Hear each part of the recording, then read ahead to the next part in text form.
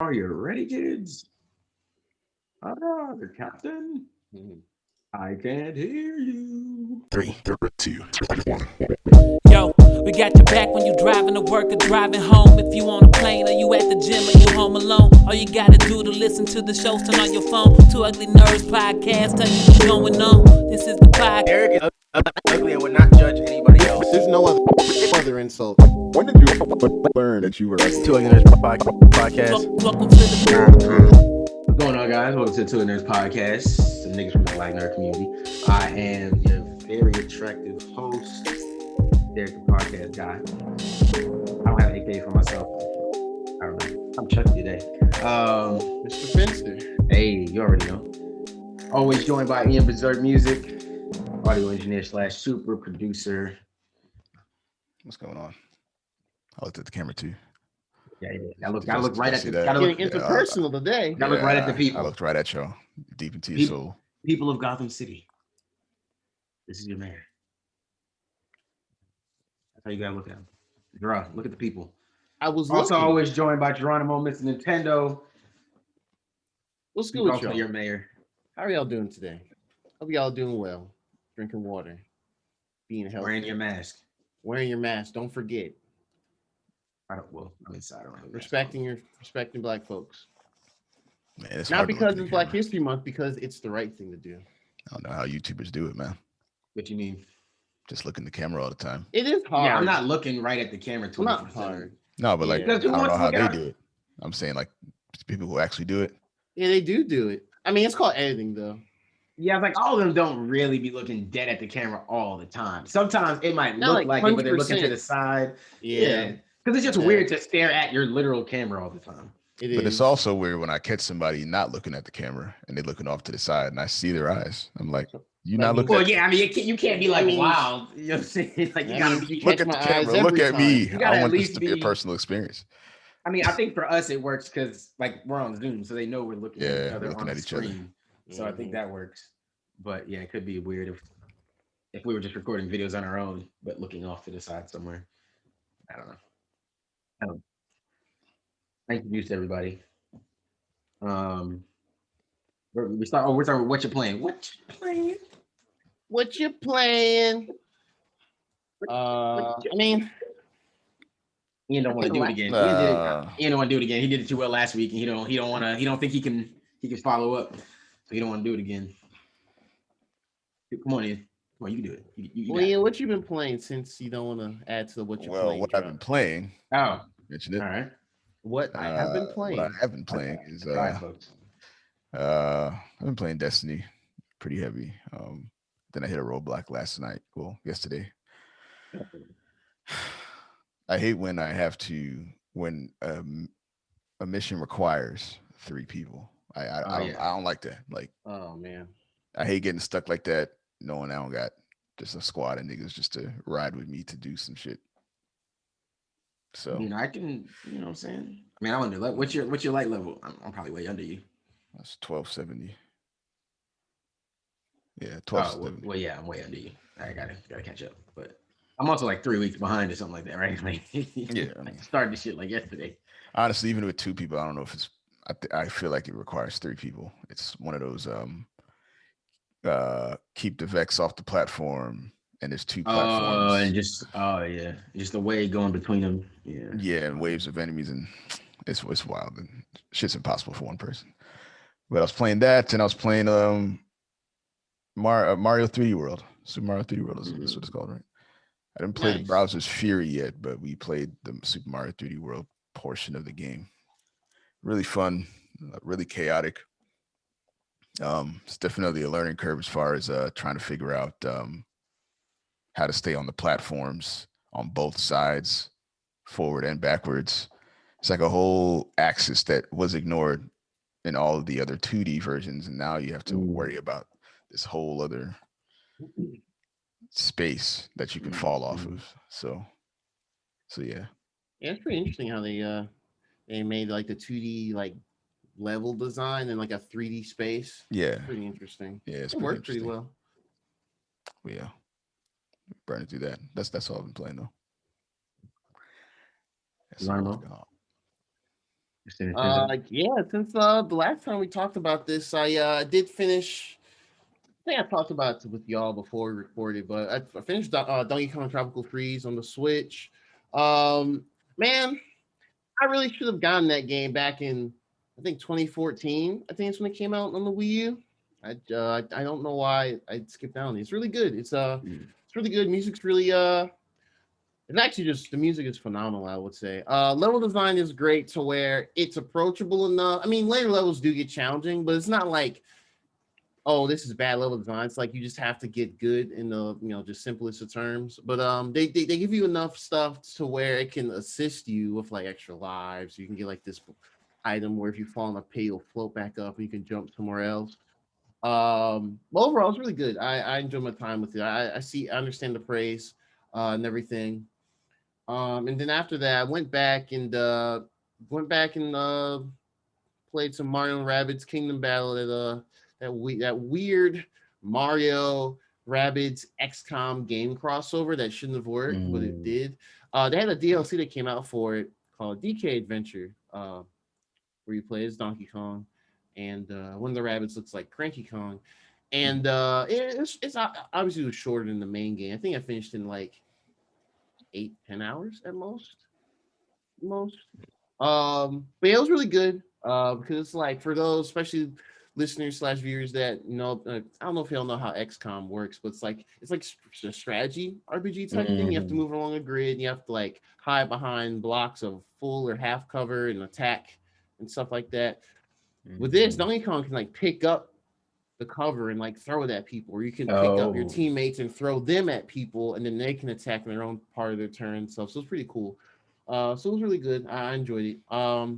And just last night, we'll kind of go into a little bit more from the direct, but one of the games from the Nintendo Direct this week called Knockout City.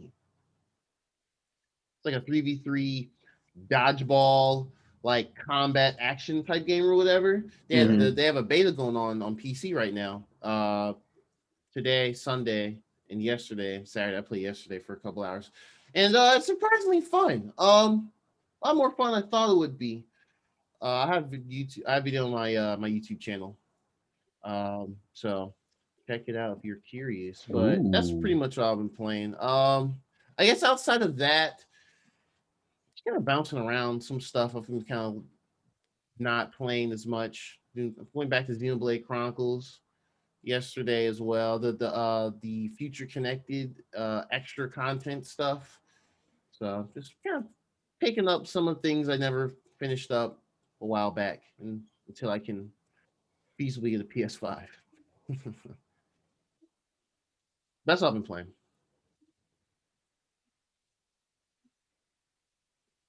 Derek? Yeah. I hear a lot of weird noise in my background, so I'm just a little confused. Oh, But yeah. what have I been playing? I've been kind of jumping around a bit myself. I just jumped back into Destiny 2.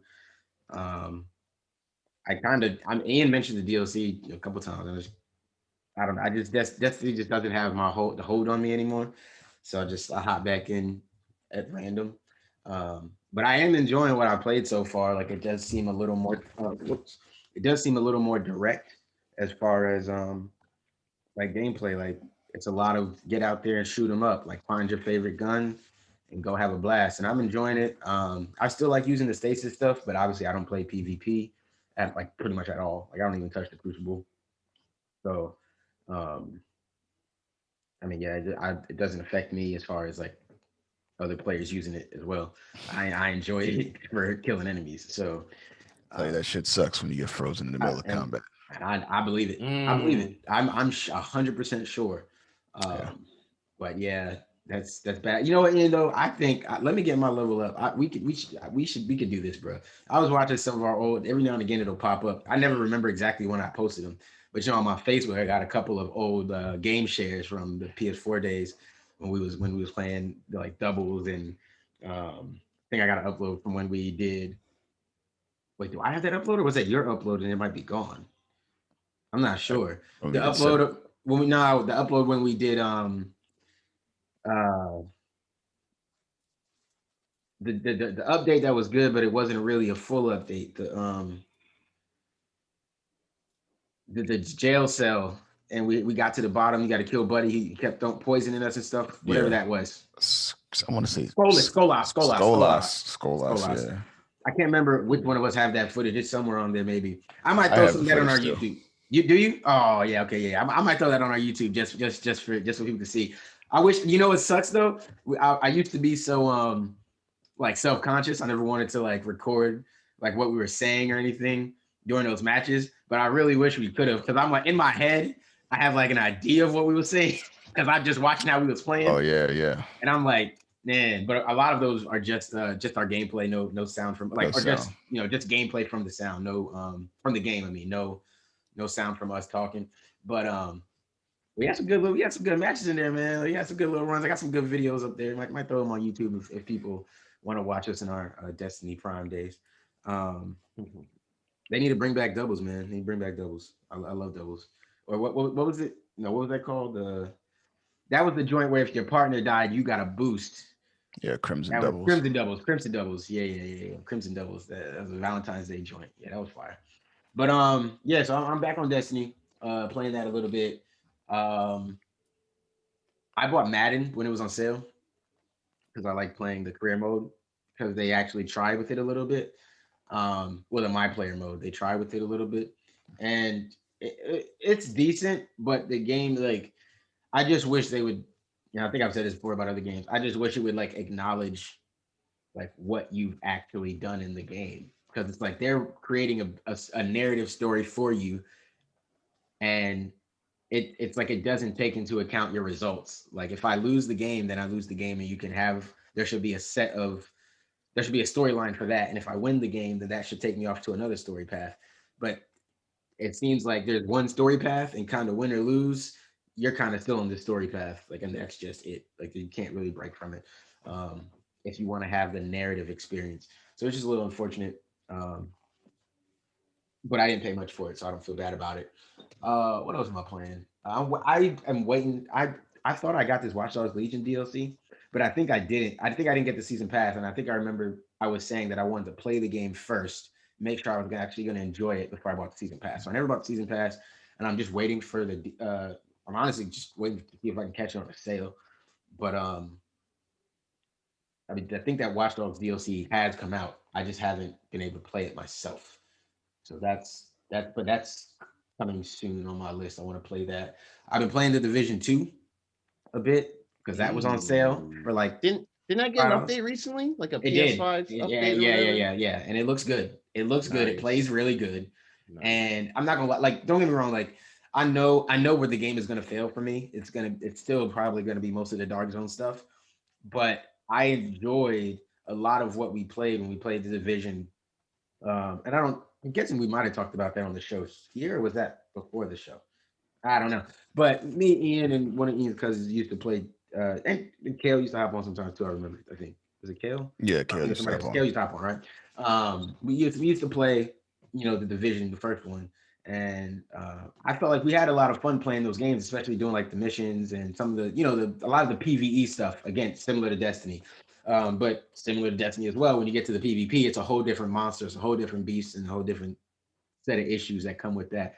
And you used to get frustrated getting smoked when you 2 seconds away from getting the best piece of gear you've ever gotten, and then somebody kills you, and they don't even need the gear. They don't even need that piece. It's just killing you to kill you because it's fun. It's funny to people, and it is kind of funny when it's not you, but it sucks. So I don't really have any intentions of diving deep into the Dark Zone in this one. I'm sure there'll be like a couple missions where they make you like venture out a little bit here or there into like the lesser zones where people are like less likely to mess with you and stuff like that. But I don't see myself like going that far with it. But I do enjoy the process of like looking for better armor and stuff, building up. Like it is a very good RPG style game where there's a lot of different upgradable pieces, a lot of different upgradable to your weapons and your armor and all that type of stuff. A lot of stats you have to balance and stuff if you're into that. A lot of that is still there. And if you can find a good group of people to play the campaign with you, I think you can have a blast with it, to be honest. You know, same, like I said, it's the same sort of gameplay still, bunch of weapons, shoot a bunch of stuff. I felt like they're not as campy or as spongy as they used to be. They fall a little quicker. But to be fair, I haven't been fighting people that are like crazy above my level either. So, Mm. take it for what it is. I think it was like $5. So, you know, not expecting too much out of it. I'm not putting too much pressure on them. And I've been playing. I told you I was going to start playing it, but I've been playing Shadow of the Tomb Raider, but I haven't gotten too deep into it, so I won't. It's not really much for me to say on it, but I've been slowly working my way through the tutorial beginning part of that. The thrilling conclusion Yeah. to Lara Croft's rise to become the Tomb Raider. Yeah, I hope they do more of Lara Croft in between now and old Lara. Like, just keep doing it because now it's like, okay, you gave us this whole story with her dad and all that kind of stuff. Cool. Like now you can just do wild, like literally Indiana Jones Wild Tales. Yeah, it could be pretty cool. So I'm interested to see, really interested to see how that turns out. I do notice that they do try to make a lot of like the angelic people and good people in these games white. But I'm gonna give them a pass because I like the game. There's no other real reason. It's like they go out their way to be like, it'd be like, I mean, this game, Lauren Laura's good people is black. Like Jonah is like one of her good people. She black. He black. He a real dude. You know what I'm Got the saying? He be around. Jonas. Jonah be around. So I don't know. Jonah, yeah. I don't know. But the Jesus characters being there. I don't know. Anyways. Is that all we playing? Yeah, that's all we playing, man. I ain't playing shit else. I need to go back and play. I've been getting some challenges. Ian was running his mouth the other day about Mario Kart, but he never showed up. Uh-oh. And then I got I a had it couple other. on. I don't know I if had you- it on. I had it on. I was just waiting. I don't. Nigga said he was waiting. I Ran sent a a couple direct. rounds. I asked a I direct ain't seen question. nobody.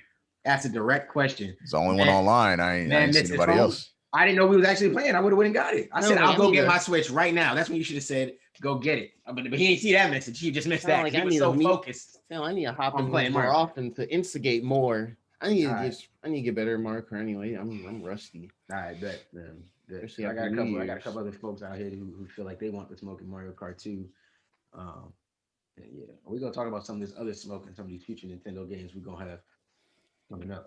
Yup. I guess we can. Well, me and Ian both already kind of touched on Destiny, so we just knock that off, and then I guess we just get this out the way because this just pissed me off. The Hogwarts Legacy shit. I mean, Yeah. it's one of those things where it's just kind of sad. The lead designer of Hogwarts, so for people who don't know, the lead designer of Hogwarts Legacy, his name is Troy Leavitt. Apparently, he's a far right YouTuber, used to make anti-feminist and pro Gamergate vids. I'm not 100% sure what Gamergate really is. I don't know, Draw, if you're like super familiar with. Gamergate. Gamergate is I believe it has to do with the overall exposure of how women are treated in the industry. I need to fact check that definition though. Yeah, I can read it. I just found something online. The Gamergate controversy concerned an online harassment campaign primarily conducted through the use of hashtag Gamergate that centered on issues of sexism and anti-progressivism in video game culture. Gamergate is used as a blanket term for the controversy as well as for the harassment campaign and actions of those participating in it. 2014, a harassment campaign targeted several women in the video game industry, notably game developers Zoe Quinn and Brianna Wu, as well as feminist media critic Anita Sarkeesian. After Aaron Giangi, Quinn's former boyfriend, wrote a despairing blog post about Quinn, Gamergate hashtag users falsely accused Quinn of an unethical relationship with journalist Nathan Grayson. Harassment. So this sounds like a lot of. He said, "I'm trying to." So why is it called Gamergate? That's what I don't get. It's because that's the term a lot of those alt-right, bigot, incel type gamer dudes use to be like, no, man, you guys are just trying to stir stuff up, blah, blah, blah. Women should be in their place and all that derogatory nonsense. That's pretty much what I've got it. It's the term that Dave coined. It's not the progressive movement of bringing to light the treatment just the treatment of like women and being misrepresented or being just sexually shown and all Oh, that. so basically they It's think something relatively old now, like how it started. yeah, 2014. So okay, so is it basically saying that these people that believe in this Gamergate stuff, they feel like um They're basically like misogynist and sexist. basically so they just feel like, oh, women shouldn't be like the lead character in a video game? Is that what they're saying? Like basically? Not, So I mean, not even so much that. It's just more so like women. It's Shouldn't be to say involved in like video games at all. they oh, they shouldn't be complaining involved in too video much. games. They shouldn't have a voice. They're hypocritical. Just a bunch of nonsense. Really, anyone that's really pro Gamergate or whatever is pretty tough. I know it's a term that's used way too much, but they're pretty much a toxic individual. Um, it's like us and us and our boys, or whatever, hanging out, talking about someone, and then some just random person just said some hella sexist shit, and it's like, whoa, what are you getting at? And you have to call people out on that. So anyone that especially in 2021, because this was something that started I think 4 or 5 years ago, that still touts this shit, ain't That's shit, sad, bro. man. That's sad, bro. Yeah, Well, and it's these are the type of people working on I mean, it's weird because like I really wanted to look at the game, and yes, it's Harry Potter, and yes, we talked about the turfs, J.K. Rowling being the turf and everything, right. and that's bad and problematic on its own. But I wanted to look at the game in an open light because at that point, when it was first announced last year, we didn't know anything about any of the developers there, or at least to my knowledge, I didn't. Right. So just seeing this late night, I wasn't even looking for it. It just was on Risa there, and I was like, oh shit. And yeah, there's like this dude. Like I looked at some of the stuff on his YouTube channels. Pretty problematic. Like he has a video titled "In Praise of Cultural Appropriation." Like Yeah. what? Yeah. Okay. Jesus Christ. So I mean, yeah. So that's pretty much what it is. Me personally, it's hard to support that personally. So I mean, I'll look out for updates in the game and everything, but I don't know if I'll get it just off of the strength of that. Is just I mean, now it feels like the double whammy. It's like, okay, fine. it doesn't align with my like memorials and my ethics. And Um, that's my issue. Man, that really sucks because we were hyped about the initial the initial reveal about the game and the what it potentially could be. So yeah, it's tough. And it's Yeah. weird because like it seems all this stuff came out of nowhere just because J.K. Rowling got on social media and became had this platform to spew this nonsense. She's probably always thought like this, but just the Mm-hmm.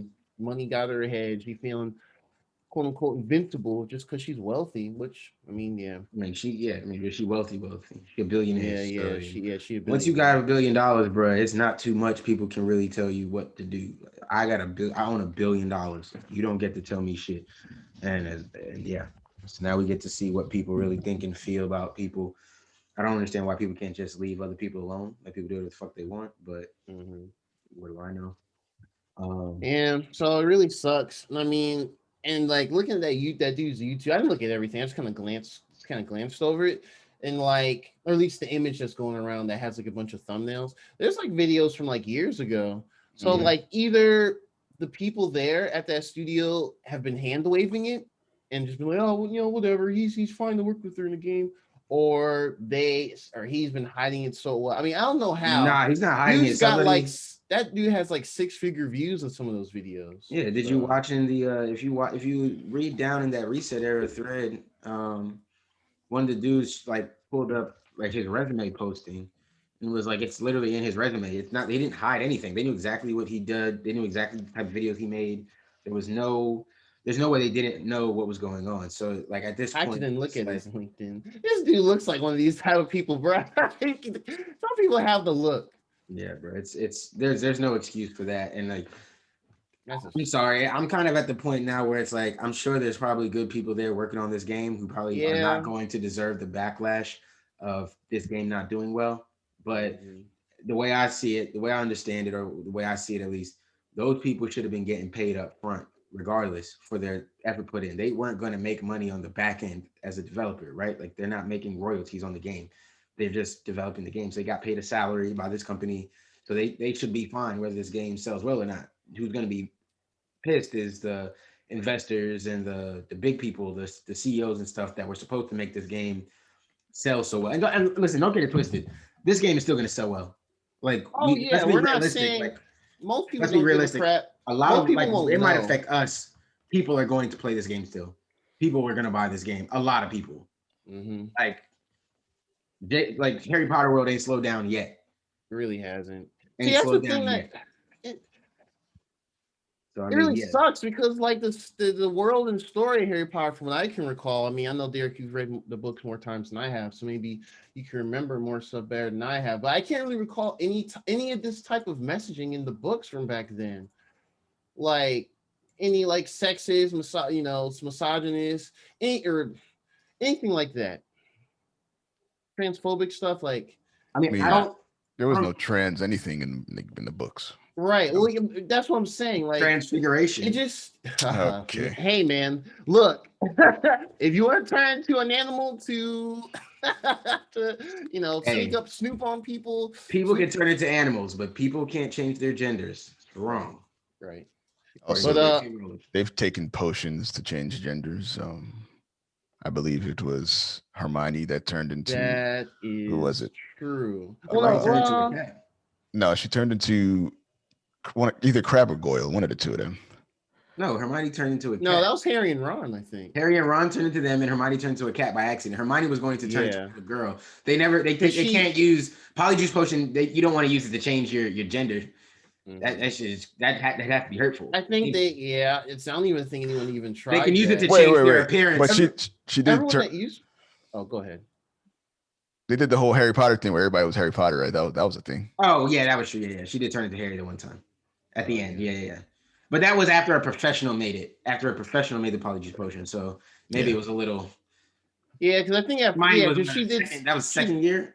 Yeah, that was second year. I'm Chamber Secrets. Yeah, because she was like that was the first time making it, and despite her being brilliant, she didn't want to chance anything. So, and I mean, it worked out that Harry and Ron could just be Crab and Goyle. They did all turn into Harry, and that was creepy. That was weird. That was weird. Yeah. That was transfiguration. How she ain't trans that she had Harry flirting with Bill Weasley. Because it was Fleur who turned into oh man, we could. We can definitely that's have why the this gays love conversation. J.K. Rowling, and how she turned the gays against her, bro. That's crazy. It just doesn't make sense. How you turn the gays Or maybe against there's something in between the lines. I just anyway. Yeah, crazy, man. it sucks. I'm not JK saying y'all Rowling. don't. I'm not saying y'all shouldn't buy the game at all. Like if y'all get it, you don't want to talk about it. That's cool, and I understand because I know y'all, and everything. But it's just like, man. So if I play this game, I gotta keep it on the low. Like I can't even. No. I Like, mean, not really. My thing is by the time the game comes out, I'm not gonna hide it. Like if I do decide, you know what, I'm gonna play this game. I'm gonna say I played it. I'm gonna say why I might have been able to compartmentalize for myself. Not justify because I understand already like this much involvement. Now, if the company goes through and fires this guy quickly, my thing is though, I don't see how they can justify that, seeing as he's never hid this information from anyone. It doesn't seem like it's very public information that could have always been found. Yeah. So the company firing him now would clearly just be to satisfy people. Yeah. So you know what I mean? Like, and now we have to vet everybody else in the company and see what their backgrounds are and where they all come from. You see what I'm saying? Like it's a slippery slope that we're never going to get to the end of. So kind of at this point, it's a play it or don't play it. And the reality is a bunch of people are probably still going to play this game. It's still going to do really well, whether you buy it or not. And for some people, that's enough to say, fuck it, I'll just play it anyway, because that's why people play FIFA every year. I argue against that exact mentality for people playing FIFA every year. So it'd be kind of hypocritical for me to then still go play this game. So for me, I feel like, I don't want to play it. But if somehow by the time this comes out, my mind can be changed, or maybe I just care less, or I don't know, something happens where I'm just like, okay, I feel like it's okay to play this game. I wouldn't lie about playing it. I'd say, yeah, we're playing the game. I don't think it's crazy I don't think you have to lie about it. I mean, what's gonna happen? They're not gonna listen to our show anymore? Or you support sponsor. We're not supporting anything. Come on. Gamergate if you buy this game. Nah, come on. That's stupid. I never heard no stupid shit like Gamergate in my life before, bro.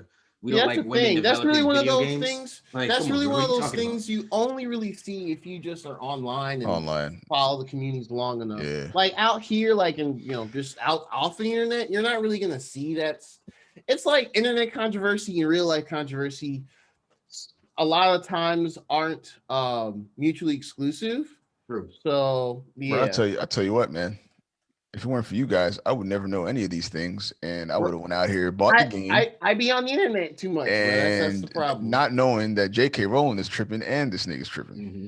Most people don't actually, I would say. And that's the thing. A lot of people don't. A lot of people really have no idea. Yeah, like no one's reading it because oh boy, she's a TERF, and I can't wait to read other TERF views in this book because they're lines of my views. Most people just like I just want to read magic shit. Yeah, Fair enough. and that's all people are doing. That's the thing. That's what I'm saying. The game's gonna sell well because some people either feel like, well, she's not involved in this project because the J.K. Rowling news obviously got like attention, right? But this news, I never saw. If Gerard didn't post this, I wouldn't know about this. Like I didn't see this anywhere. I wasn't even looking for a bunch of people. I just stumbled upon it.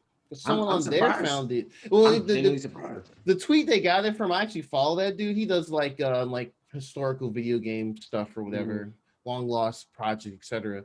But like, so maybe I would have stumbled upon it in due time. But I'm not out here like actually looking for reasons to hate on this game and everything. I mean, I already don't like J.K. Rowling because of her views now. But at the same time, it's just like, damn, son. So. Yeah, I don't know. I mean, I don't think there's really too much else we can say on it right now. No. I mean, it is what it is. It sucks. It is what it is. Definitely not. Everyone the information is out there. If you're curious, you can look it up yourself and make your own decision. And that's it, really. All right. True. All right. Let's come up with a console T drop right now on air. Console T. I still think you should have like a sound effect of like stirring the tea. Gotta always be a man. song. You know what? I'm about to become like one of those people that like do all the commercial stuff. Like you just record sounds. Oh, okay. Yeah. Those people are goats because you don't think about how much work goes in. Yeah. Console T, because I got T. All right. So I guess the little things for not landing today at all. Yeah, you just gotta. I don't know. Maybe those. Girl, like, no. You're having a rough one, but it's all right. Today, a rough day at the plate, bro. Not your day, man. It's not your day, but you be all right. No. You keep swinging though. You keep going up there. I mean, trying your best. He in the cup, man, with the steeping the leaves and everything. You got a little honey in there, maybe some lemon. You know what I'm saying? Come on, bro. It's that Chucky hoodie, man. It's just sucking out all your funny jokes, man. Oh man. The hoodie too fire, so I can't even be funny today. You gotta focus on the That's hoodie. drip break. I mean, yeah, the drip. That's just one. That was one miss. Everything else been hits though. But all right. So console T. So I guess the little things.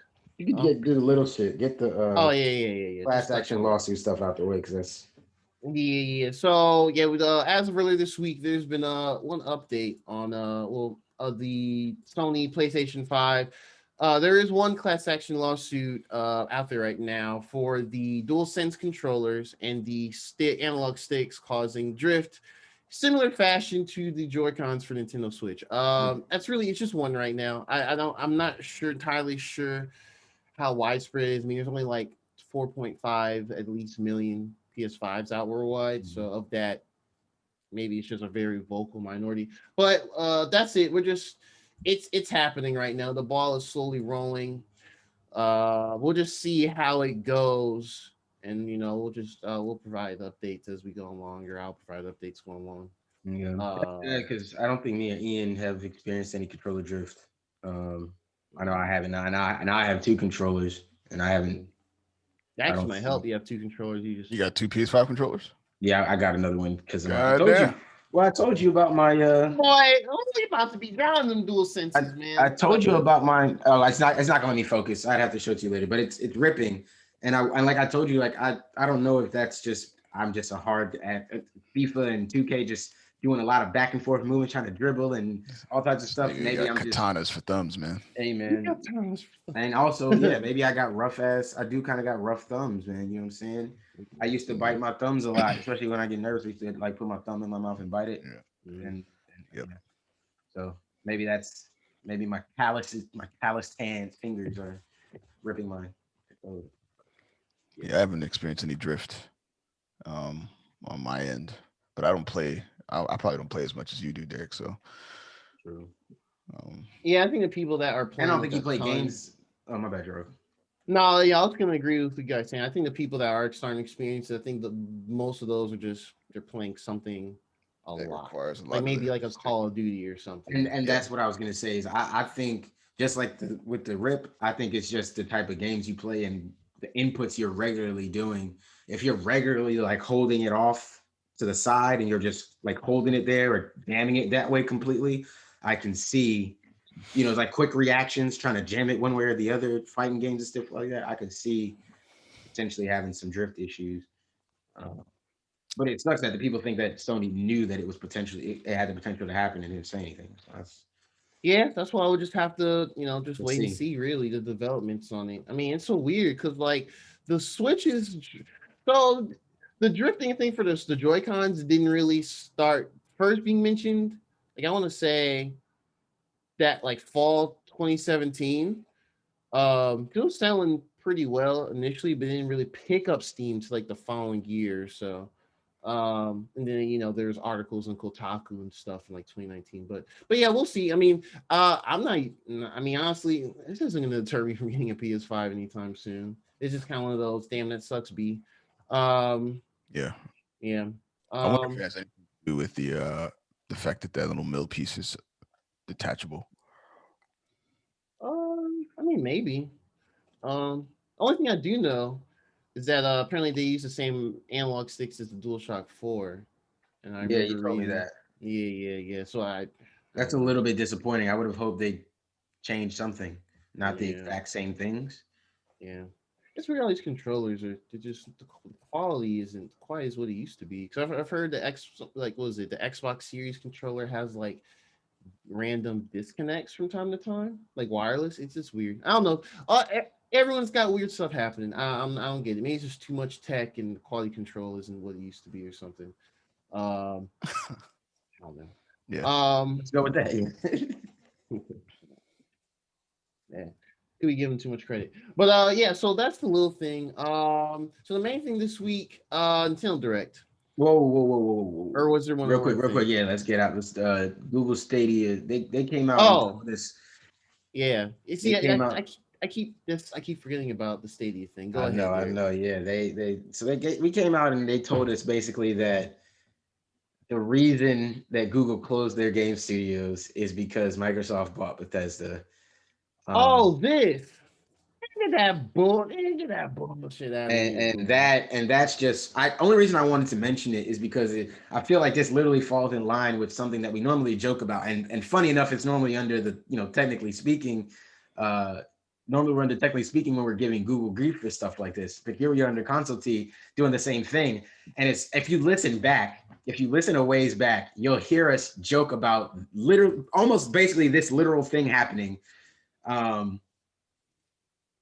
But saying no, maybe they're going to take this seriously because it's gaming and they realize how valuable it is, and like gaming's $1 billion industry now, and like I just and no, they treated it just like they treated every other Google thing that Google doesn't product. that doesn't immediately pop off.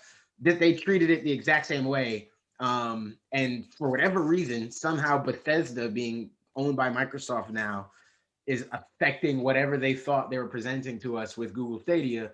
So their own studios now can't work on this. And then you have a bunch of developers you hired for no reason, bunch of money you spent. Half the features they showed us, we've never gotten. Like, remember that thing where you're supposed to be able to just like hop in wherever your friend is playing? you can't do that. Right? It doesn't exist.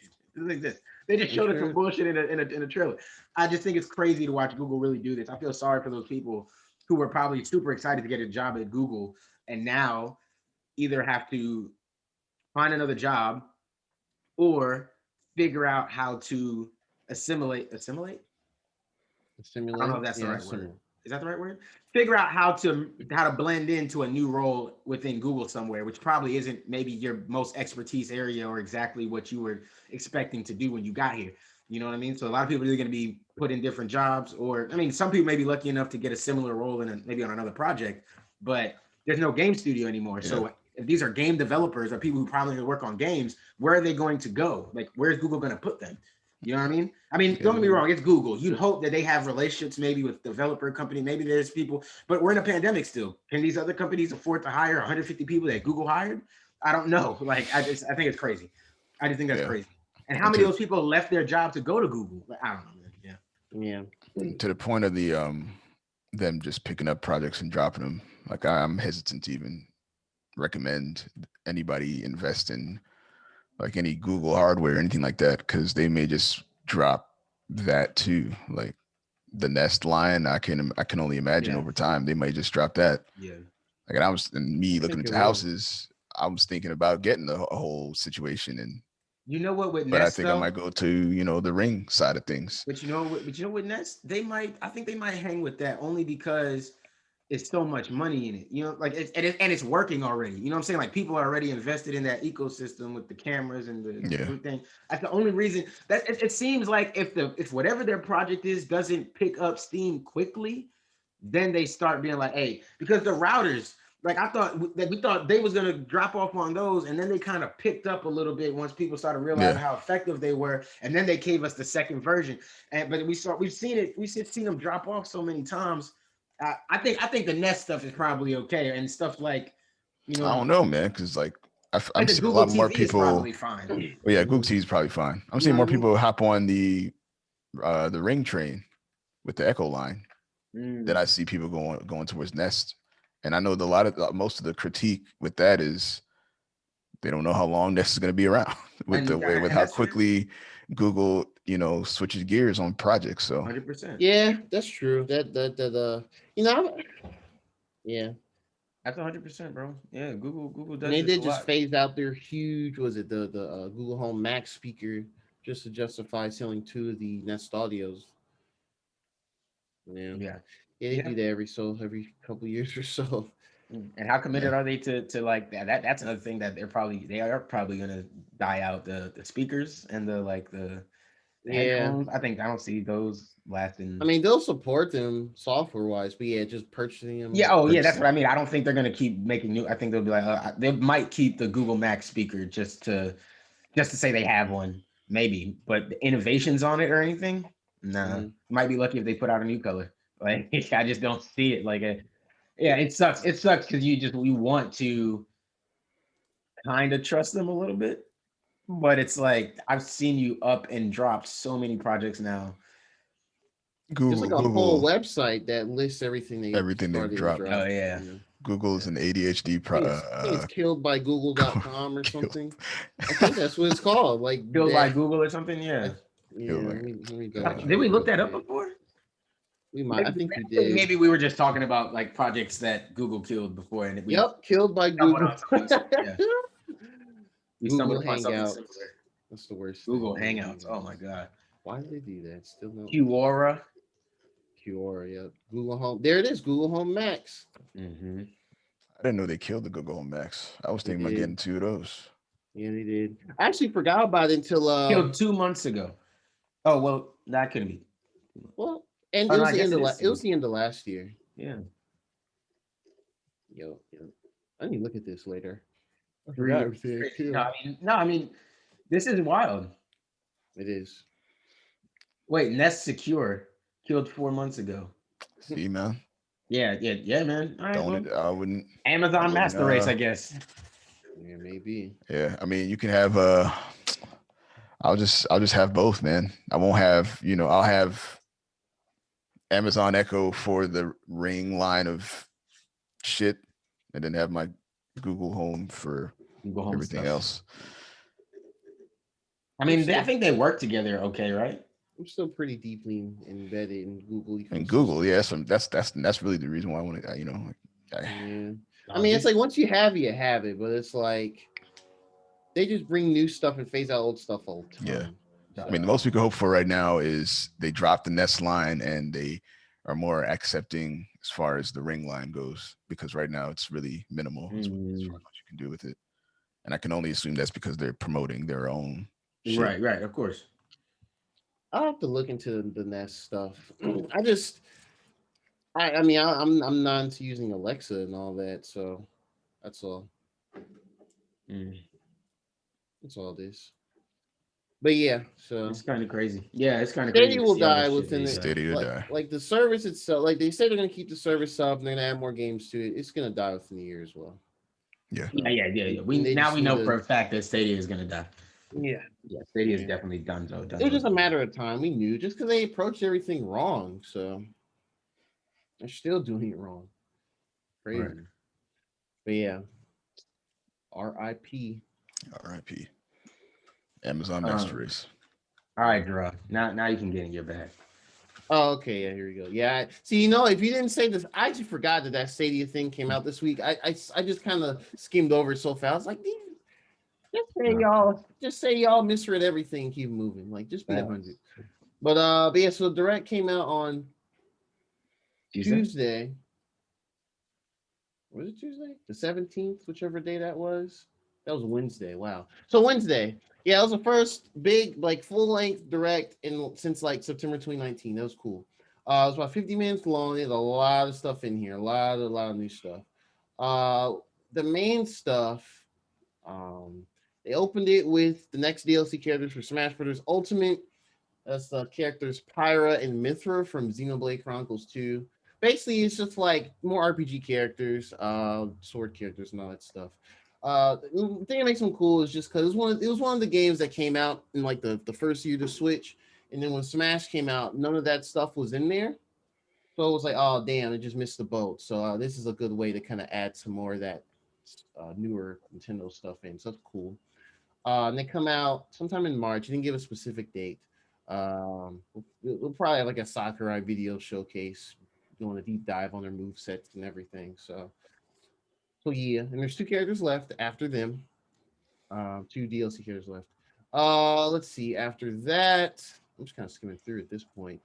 Fall Guys is coming to Switch this summer, more than likely August. That's all they said. Have you guys ever played Fall Guys? I have. I have it on PC. I haven't played in a minute though. I mean, It's fun. I have it like in my library because it was free, but I never. Oh yeah, Like, yeah. It's basically like it's like a game show, like obstacle course type game. It's like wipe out the game. more, yeah, pretty much. Yeah, it's like wipe out the game. It's fun. It's fun with a group of people just kind of messing around and stuff. It used to, like when it first came out, it was like super popular. Like how Among Us is still pretty super popular, like memes and everything. But then they kind of fumbled the bag with their second deal. What's it called? Season 2. It was just it didn't really add too much to the game. So the game isn't like trash or anything. It's just kind of like the super duper hype period is over. Yeah. So I think people are just playing it as like any other multiplayer game, but it's not like it's not super duper popular as it used to be, but it's still, people play it. That's one of those like party games type things. Like, oh, you get some friends together, you just want to play something silly and fuck around and you play it. But it's not like Rocket League and like Fortnite where it blew up and then there was like really like levels to the game, so people started growing with the game and stuff and getting deep into it. It just doesn't have that. But, Yeah. I mean, Fall Guys wasn't. I don't want people to think it's a bad game. It's not a bad game. From what I've seen, I've only watched people play it. It looks fun. It can be fun for sure. It's just like the lasting power kind of, unless you play with people actively, the lasting power kind of fades after a while. But it's cool. It's coming to the Switch. It's cool. Then you add crossplay to the games. Honestly, I don't know how they'll do it, but they need to do that. Let's see other bigger announcements they showed that I think everyone here would care about. There was one thing they showed in here that I didn't really know anything about. I had to look it up.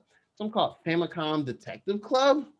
They're like two halves of a game. Apparently, it's so these are like remakes of really, really old like Japan only Nintendo games for like the first Nintendo.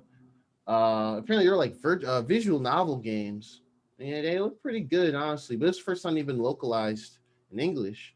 Okay. So I think for a lot of old head Nintendo fans, like older than us, that I think they'll really appreciate these type of games if they're into the genre. Okay. I think they said, when did they say these are coming out? Oh, in May. Coming out mid-May, May 14th. So that's cool. Let's see what else. Oh yeah, they put out a new trailer for Monster Hunter Rise.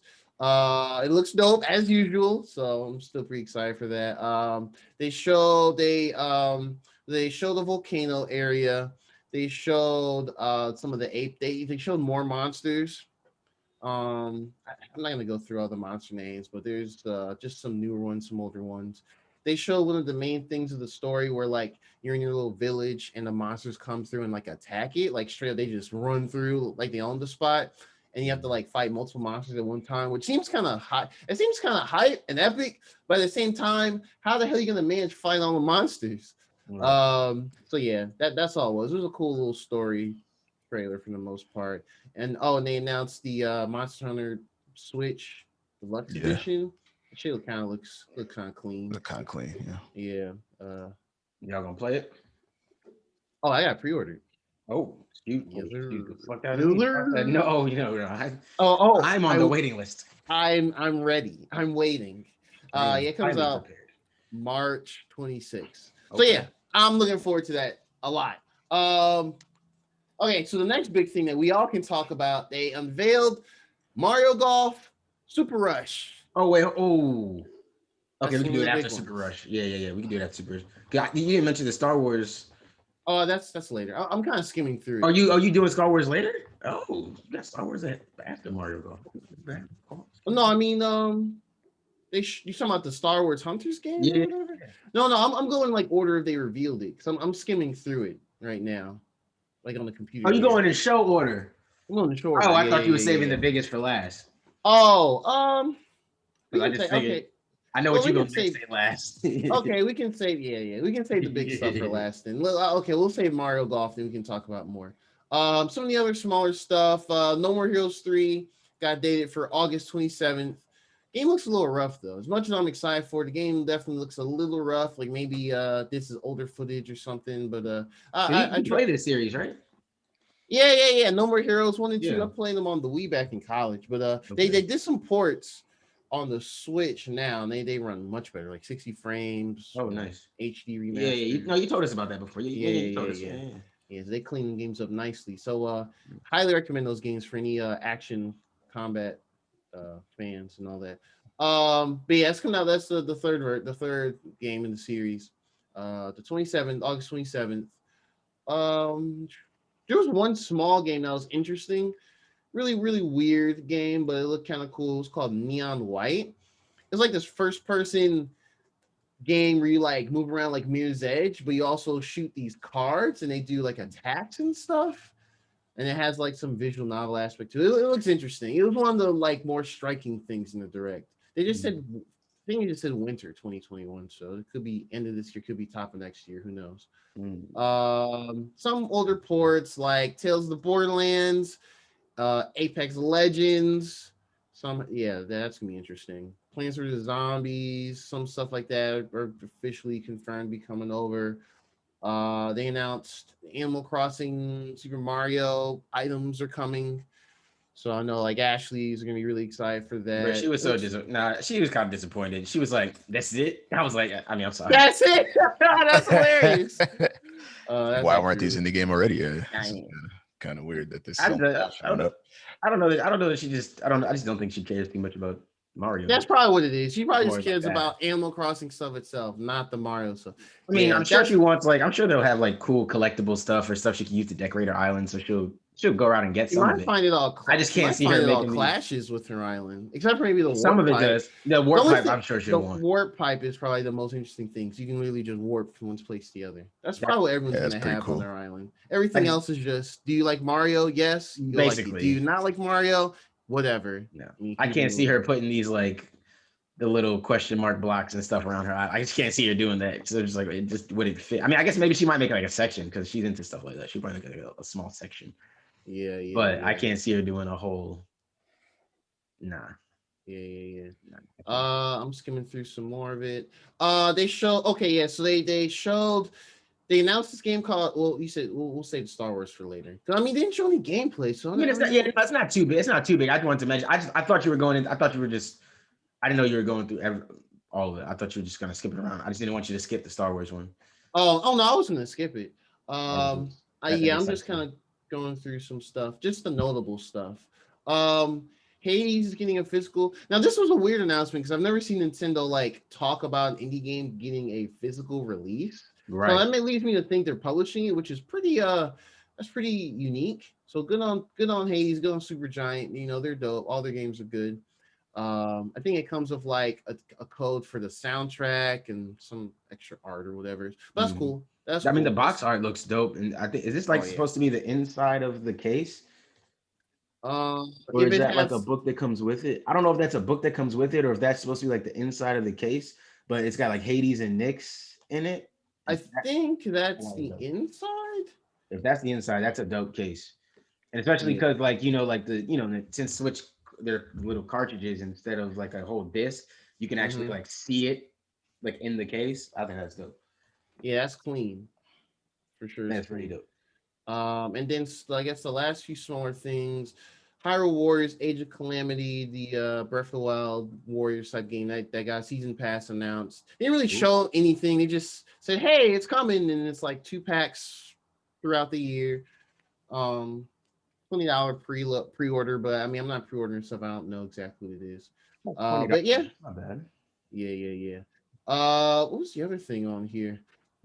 Oh yeah, the Knockout City game I mentioned earlier, the little dodgeball game that got revealed here, but it's gonna be coming out to everything like PlayStation, Xbox, Switch, and PC, Okay. and it's gonna have crossplay. So that's cool. I'll keep an eye on that game. I like what I played from the demo. But yeah, the big things. So the big things, I think, Square Enix showed the next game by the this tactical RPG called, it has a stupid ass name, but it's kind of their MO at this point. Project Triangle Strategy. Which honestly, I don't know why they just, I feel like they make the games and then they think the name second. Like, I don't know. But yeah, so basically it looks just like another game called Octopath Traveler. It's got like that kind of HD 2D kind of look where it's like super retro, but like the graphics are like really shiny and stuff. I played some of the demo that same night. It's actually pretty good. I'm not really good at strategy games, so I can't really tell you. I died the first battle, but I have to come back to it. But yeah, I'm trash. But At least you yeah, honest. You could have lied Huh? to us. You could have lied. You told us the truth. Nah, Respect. nah, transparency. I'll once I play it again, I'll get through it. But yeah, it's actually pretty cool. It's like a Final Fantasy Tactics type of game. If y'all familiar with that, where it's like, it's kind of like isometric, and you have like tiles. You have to move your characters around and position and attack and all that stuff. The music's good. Voice acting is okay. It's not like terrible, but it's like you can tell they're trying, and it's kind of funny. But overall, it's a good first impression. It comes out next year. They just said 2022. But there's a demo out on the Switch now, so if you want to try it, and they'll more than likely do like how did you like it? Tell us your feedback type survey they did for a couple of their other games. So I'd say give it a try if anyone's interested.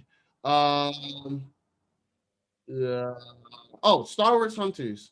Okay, so Derek, so yeah, what do you think? So this game is done by Zynga, and Zynga kind of does like, Can't hear you. huh? My bad. Oh, okay. I didn't say anything important, but yeah, I'm interested as to why Zynga is doing a shooter, but Yeah. I'm not against it because here's my thing, right? We all make jokes about like Farmville and stuff like that, right? But like you can't deny that those games were addicting. They had an addicting game loop. That's what they're good at doing. And I have no reason to believe that they won't be able to create a same addicting game loop, but now I get to do it with Star Wars characters. So I'm, I mean, now I guess the only part I'm like worried about is like the quality of the gameplay and the shooting. Like, how is that going to play out? Is it going to play like we're playing a 2004 online game? Is it going to play like we're playing GoldenEye? You know what I mean? If it's going to play like that, then I'm like, all right, well, relax. Yeah. But if it plays smooth and it's they said it's free to play, like I'm sure. Listen, don't get me wrong. I know there's going to be some gotcha bullshit in there. Like we know that, right? There's going to be some spend some money on some coins and do this. Of course. But I'm thinking there used to be a Star Wars game, and I don't know if it still exists, but there used to be a Star Wars game on the on phones. If y'all, I don't know if y'all ever saw that. Y'all might not ever really played it, and I'm gonna guess it might not exist anymore. Oh no, it's here. Star Wars Galaxy of Heroes. Um, that was a online little strategy game. I'm guessing I don't know how strategy based this is since it's a shooter, but that was a game. It was a real I don't even strategy think based. you know what the genre is. I mean, my impression. No. I have no idea. I'm just saying this. Well, we know it's a shooter because they said it's a shooter, but they said the game would be squad based. So I don't know what that fully means. It sounds to me like you're shooting, and maybe you'll have instances where you can like freely shoot, but it sounds like you may have a squad that you're controlling. You know, and that game was real strategy based, but that game had a pretty fun game loop. The only thing with that game is it was a little bit more difficult to like earn the cards you need to upgrade your characters to keep you in it for that long. Like you'd upgrade your character to a certain level, they'd be pretty strong, but then you kind of hit a block and you know, you either spend more money and that doesn't even really fully guarantee you're going to upgrade the exact character you're trying to upgrade, not all the time at least. So that was like an interesting loop. So if they can do some sort of spin on that, but obviously being for, you know, a console, that'd be interesting. So we'll see. Yeah, I mean, we'll keep the eye on it because yeah, we'll keep an eye on it for sure. I guess I have to go back and listen to the. I guess did they say it was a shooter? I just don't remember. They probably did mention it. Yeah, Star Wars shooter, squad yeah, based. squad based. Okay. Well, we'll keep an eye out for it. I did see like another studio on here, like Natural Motion Studio. I don't know who that is. But yeah, we'll see. Keep an eye on it. It looks like it might be a Switch exclusive. Maybe I don't know. I don't think it is, but we'll see. Okay, and then the other big things, the two last big things. Onuma, the main dude does like all the Zelda, all the main Zelda games came up, and he was like, "Hi, do you want to hear about Breath of the Wild 2? But we don't have it yet." And it was like, get off the screen, then, nigga. Get to work. I knew it. No, really. As soon as he popped up, I knew. I was like, all right, we're not gonna get Breath of the Wild 2 stuff today. Fine, but he did say that we're gonna see more of it later this year, so I guess probably E3 time or something, whatever. So we look. So what we think? When we think it's gonna come out next year, 100%. Next year for sure. Oh, John said 100%. No, 100%. No, because like really, Nintendo. Okay, so I'll tell you why after we say this. Because afterwards he was like, "Well, here we have another game for you," and he revealed Skyward Sword HD, which is good because that's a divisive Zelda game, honestly. People either love it or they hate it, mostly due to the motion controls. I think the motion controls are good once you get the hang of them. They work fine for where the game is. The motion controls were in the original game. Yeah, it was all motion controls. So it's like if you weren't into it, you just probably just were turned off by it completely. But yeah. Did you talk to Billy? I know he hates that game. Yeah. Oh no, I did kind of chat. I talked to him about it. He was just like, how are they gonna fix that? I hate it. I mean, they explained it. I mean, I knew if they're like I was always wondering if they were gonna do an HD version because I was like, this game's there's so much around like how you fight enemies and bosses with the motion controls, like where you swipe your sword and stuff. So I was curious. But yeah, they found out a solution for it. So it's HD. It's HD. They clean up the visuals. It's the same graphics, but they cleaned it up basically. They 60 frames, that's pretty neat. Zelda games aren't usually 60 frames a second, so that's interesting. But yeah, they did implement button only controls. How you use your sword, you use the right stick. You have to flick that around. So I mean, for those that are like, boo, screw this game. You have no choice now. You can try it now. You can play it. Especially, something I learned after this announcement. This game actually didn't sell that well on the Wii. I didn't realize that. That's surprising. I didn't even know it sold on the Wii. I'm now realizing that this was. There we go. I didn't even realize it was an option. Yeah. Did it exist? Yeah. So you didn't know there was a Zelda. Do you remember Twilight Princess, or did you know about that one? No, Okay. Okay, so that's I wasn't huge on Zelda until Breath of the Wild dropped. So Oh yeah, but Ian told us that Breath of the Wild was like, oh, this is what Zelda was That's about. actually funny. That's Yeah. actually funny you say That's that what though. y'all been because doing. That's actually funny because what he says though in the thing, he was like, now for those that played Zelda Breath of the Wild, you might notice some similar things in this game, like the stamina meter. I was like, all right, Anuma, no one's gonna be freaking out about no stamina meter. You need to relax. Yeah. But he was like, but this game came before, and some elements were in Breath of the Wild from this game, which he's not wrong. But he was like, give it a try. I was like, you don't know people feel some type of way about this game. Overall, Trying to see what they can do. Trying to sell it again. Yeah, I mean, apparently y'all didn't know about it. It's sold out on Amazon already. It's 60. It's 60. It's 60. Ooh. So yeah, that was like a quote unquote controversy. They bold. I mean, they know they can sell it because apparently a lot of sold, people, right? I mean, so yeah, apparently it only sold like 3.5 million, which is one of the lower selling ones. Because it came out in 2011. That was towards the end of the Wii. And looking back, the Wii wasn't really popping like that at the last half of its life. Like most of the people that bought it were just like aunties and mamas and people that don't really play games and stuff. They play like Wii Fit. Yeah. Sports. Yeah. We fit and watch Netflix. Watch Netflix on this? Watch Netflix, exactly. Yeah, watch Netflix, yeah. Yeah. So yeah, out of like 100 million, you only sold like 3 million, 3.5. So that's not a lot. So yeah, they probably see it's like we could sell it again. And this is their way of saying, and the reason why they're doing this too is because we're not ready for Breath of the Wild yet. And I think that's partially due to COVID. So it is what it is. I mean, I like the game. It has some of the best dungeons in all the Zelda games I've played. But I understand some of the gripes of it. It does have some pacing issues here and there. But I think they understand some parts they can change to make it a more streamlined game. So that's cool. But and it'll be 60. Yeah, it'll be 60. I think for most people, they're just be like, whatever, it's a new game. I'm just gonna get it. If you don't like it at price, just wait. Yeah, I'm just gonna probably wait. Buy it used. Someone else will sell it. Now, I'm sure there'll be a number of people that get this game. Of the general people that play Breath of the Wild and they play this and they don't like it as much, they'll probably sell it and you can probably get it for cheaper. So I predict that happening. But overall, it's cool. The cooler thing about this announcement wasn't even the fact the game is coming back on the Switch. It's because they announced these dope ass blue Joy-Cons. Good lord. Right, I saw those. Those look fire. Special edition. Where did it go? Special edition Joy-Cons. Oh well, I can't find now.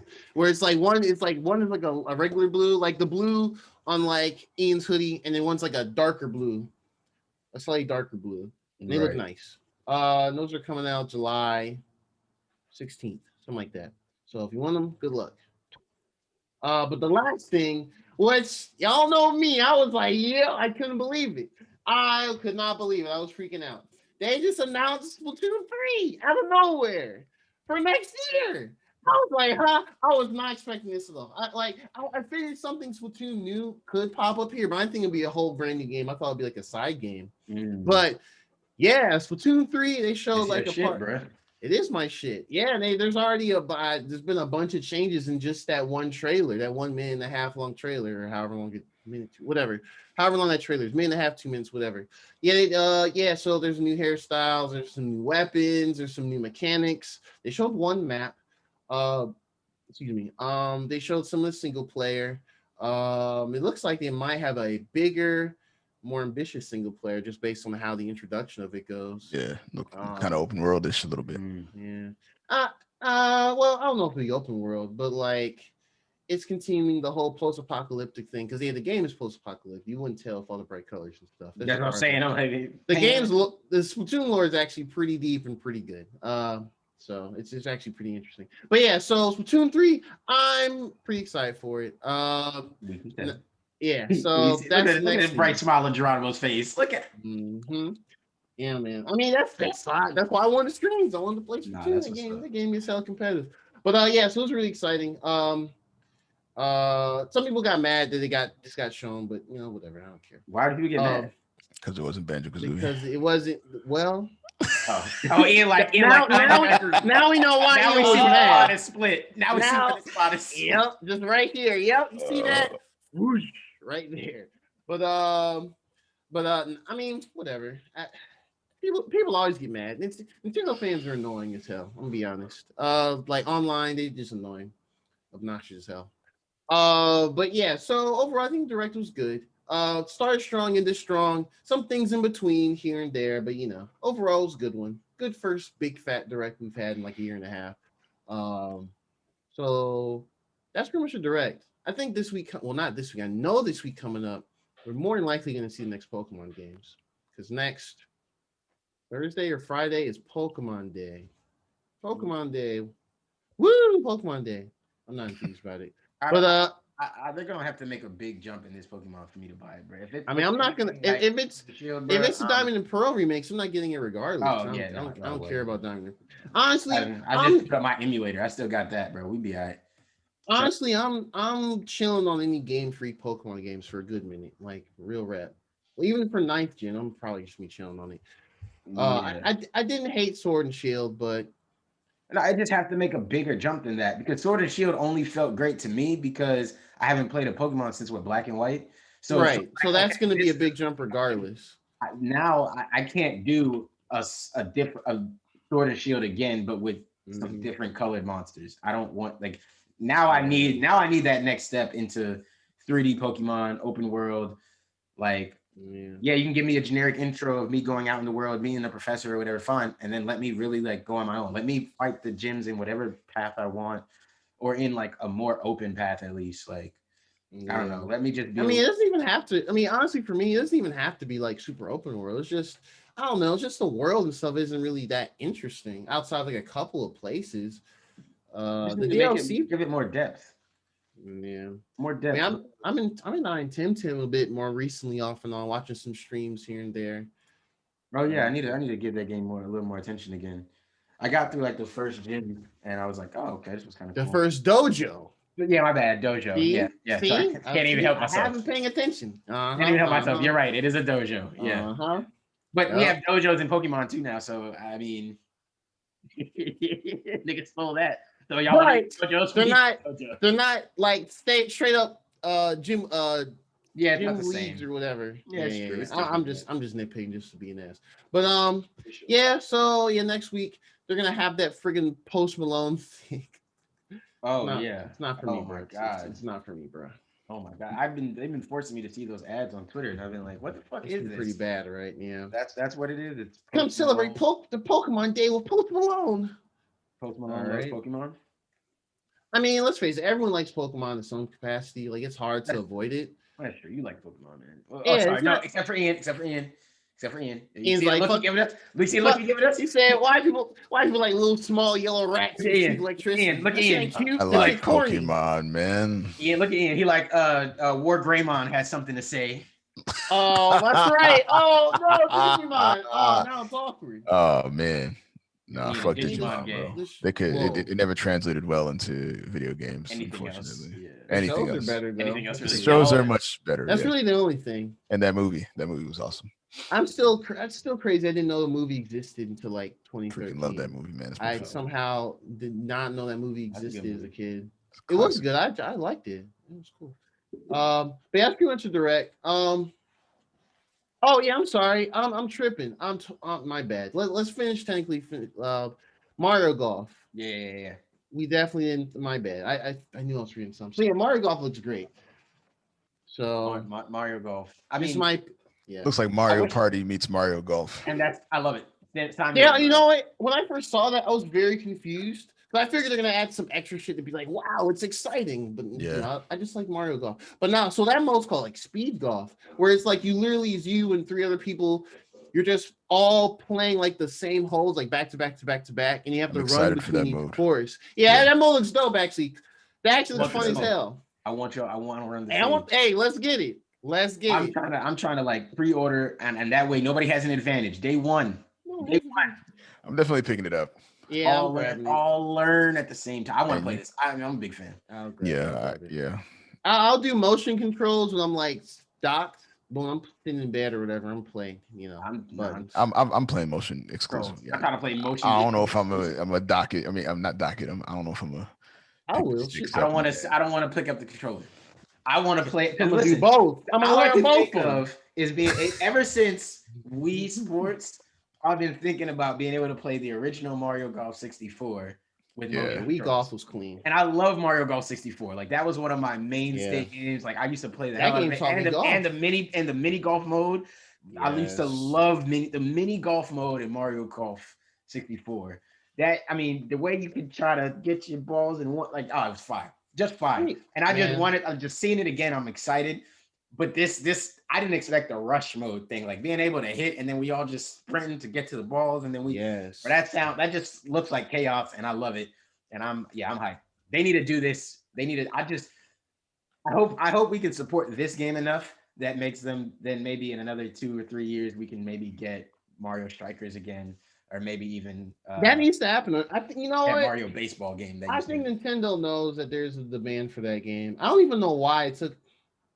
All right, maybe I'm saying that too much. I can't read Nintendo like that, but I will hope they do that. I'm trash at soccer games, but those games were really cool back then. So they were just fun. They were just those sports games that took the seriousness of it being a sport. Like, oh, you have to like. They were edgy. It was just It more was a fun, cool edgy. because it's just like, okay, at least like when you're playing FIFA and Madden and 2K or whatever, like NBA Live, those games, there's still an aspect of like realism to it, and it's like you have to know how to play the sport to kind of visualize how you defend and how you would do certain things in the game. When you're playing like these games, or like backyard baseball, I always like to mention here, and when you're playing those type of games, it's just not as much. It's that like it just feels more. Anybody can pick this up and enjoy themselves and have some fun, and that's what I feel like this is going to be like. I feel like Mario Golf is going to hit different than even Mario Tennis did, because I think tennis, it's fun because there are motion controls in tennis. There's a motion control mode in Mario Tennis. Yeah, it's kind of a bitch. I'm not gonna lie to y'all. It is kind of a bitch, but it's fun as hell. Ain't no Wii tennis. No. It's different. It's way different than that. But it's fun as hell if you have the space for it. But Mario Golf, I think this might really set it off as being one of those like, oh, everybody's playing this. This is like a big thing. Yeah. This is like, oh, we're having a kickback, especially now with like COVID, where you're only hanging out with people small groups. This could be a thing when it's like, oh, it's just 2 or 3 of us. Yeah, let's hop on Mario Golf and fuck around. Like I could see it being a thing. I could see it being, like Ian said, the Mario Party type game where everybody just switch out. We go to John's, bring out Mario Golf. Who bringing the Mario Golf? Yeah, I'm bringing it, and I want all the drama with y'all niggas. Hell yeah. Squad up. I don't know if I want to smoke. Ian talking about this stuff. I apologize in advance. Never he apologized. Like for the L's you guys are. This nigga Ian talk about he apologized. He think to win at golf you got to get +10. Come on, bro. Hey, man, you don't even know the score go backwards. You don't even know the score. Keep hitting the ball and then sink it. You're right, nigga. You're supposed to hit it as many times. Yeah, man. Look how far you hit the shit around the hole. Oh, that's funny. The way you win golf is to hit it the furthest distance possible. So if you can hit it to the hole and then back to the tee and then back to the hole, more points. Okay. I appreciate the tip. I'm trying to give you the heads up, bro. You know what I'm saying? Yeah, man. You know what I'm saying? Trying to give you a head start, bro. So you. Yeah, I just looked the video for Mario Golf 64. I don't have this game no more. I used to have it. Yeah, I don't know where mine is. I sold it in another game to get Conquer Bad Fur Day on the 64 back in college at Gainsboro, if you remember that story. Oh yeah, of course. So that game is Conquer is hella expensive. That shit was like $60. Hell no. Spent quite a bit of time in Gainsboro. Of course, yeah, always looking for old games to pick up. You can walk there. A lot of the games I missed out on in my childhood. Facts. That's what college was. Just playing games we missed out on when we was kids. Yeah. Hey, did you play this? You have this? Yo, you have your PlayStation, you have your N64. Let's get it. Hell yeah! Oh shit, this is only $10 now. Right. That's amazing. Man, I might have to procure this and stream it or something. And practice, you said? No, I mean I can't practice no motion with no 64. I'm gonna just press the key on the keyboard and that's it. I get the swing right. So you know what they gonna say? Like, oh, the only reason Gerard winning is because he's using the controller, man. He ain't motion. Nah, man. Nah. See, I really use motion controls. Bro, we all be on Zoom. We're gonna do this shit on Zoom, nigga. We gonna see you swinging. We better watch you swinging and running. We trying to do a full. Oh man, We don't gotta actually record it and show nobody. It's just to verify niggas ain't cheating. It ain't fuck showing people. Yeah, I'll figure out a stream setup for it. I'll figure it out. I got equipment now. I can figure it out. I might have to use my laptop or something to stream, but I can make it work for sure. Yeah, we should definitely stream that when that comes out. Yeah. I think Mario Golf will. That'll be fun. That's what I'm more excited for this than I was for tennis, even though they didn't do a demo. Well, they don't have to do a demo for this. I don't know. Whatever. I just want to play it. Yeah, I think it comes out June. Comes out in June. Let me double check. Oh yeah, I think it is June, like June 25th or something like that. Does that sound right? Yeah, June 25th. That's right. Hey, look at me. Oh wow, late June. All right, but that'll probably be the next Nintendo game I get. It'll be Monster Hunter in March and this in June. Yup. Wait, June. This and Ratchet and Clank. Nah, I'm kidding. They don't have anything with each other. Wait. Oh wait, Ratchet and Clank comes out June 25th too? No, it comes out like June 11th. Oh, okay. Yeah. I was just joking. Both games be fire. No, wait. What's that sign? Mario, I'm signed because I don't even know if I'm gonna be able to play games when Kylo come around. So, well, that's where the Switch could come in. Holding the Kylo in one hand and swinging with the other. Trying to get the you gotta get him to use the other Joy-Con for you. Get like the what's it called, the full thing. A lot of dads give you. Put man's prop him right in the front. Oh, put him in the thing. Yeah. Switch to the back. I might have to switch to the back. Yeah. Because swinging right here, you gonna be confused. Now you just gotta get the wrist actions. Your little man gonna throw right up on you. Yeah, you're gonna throw up on my back.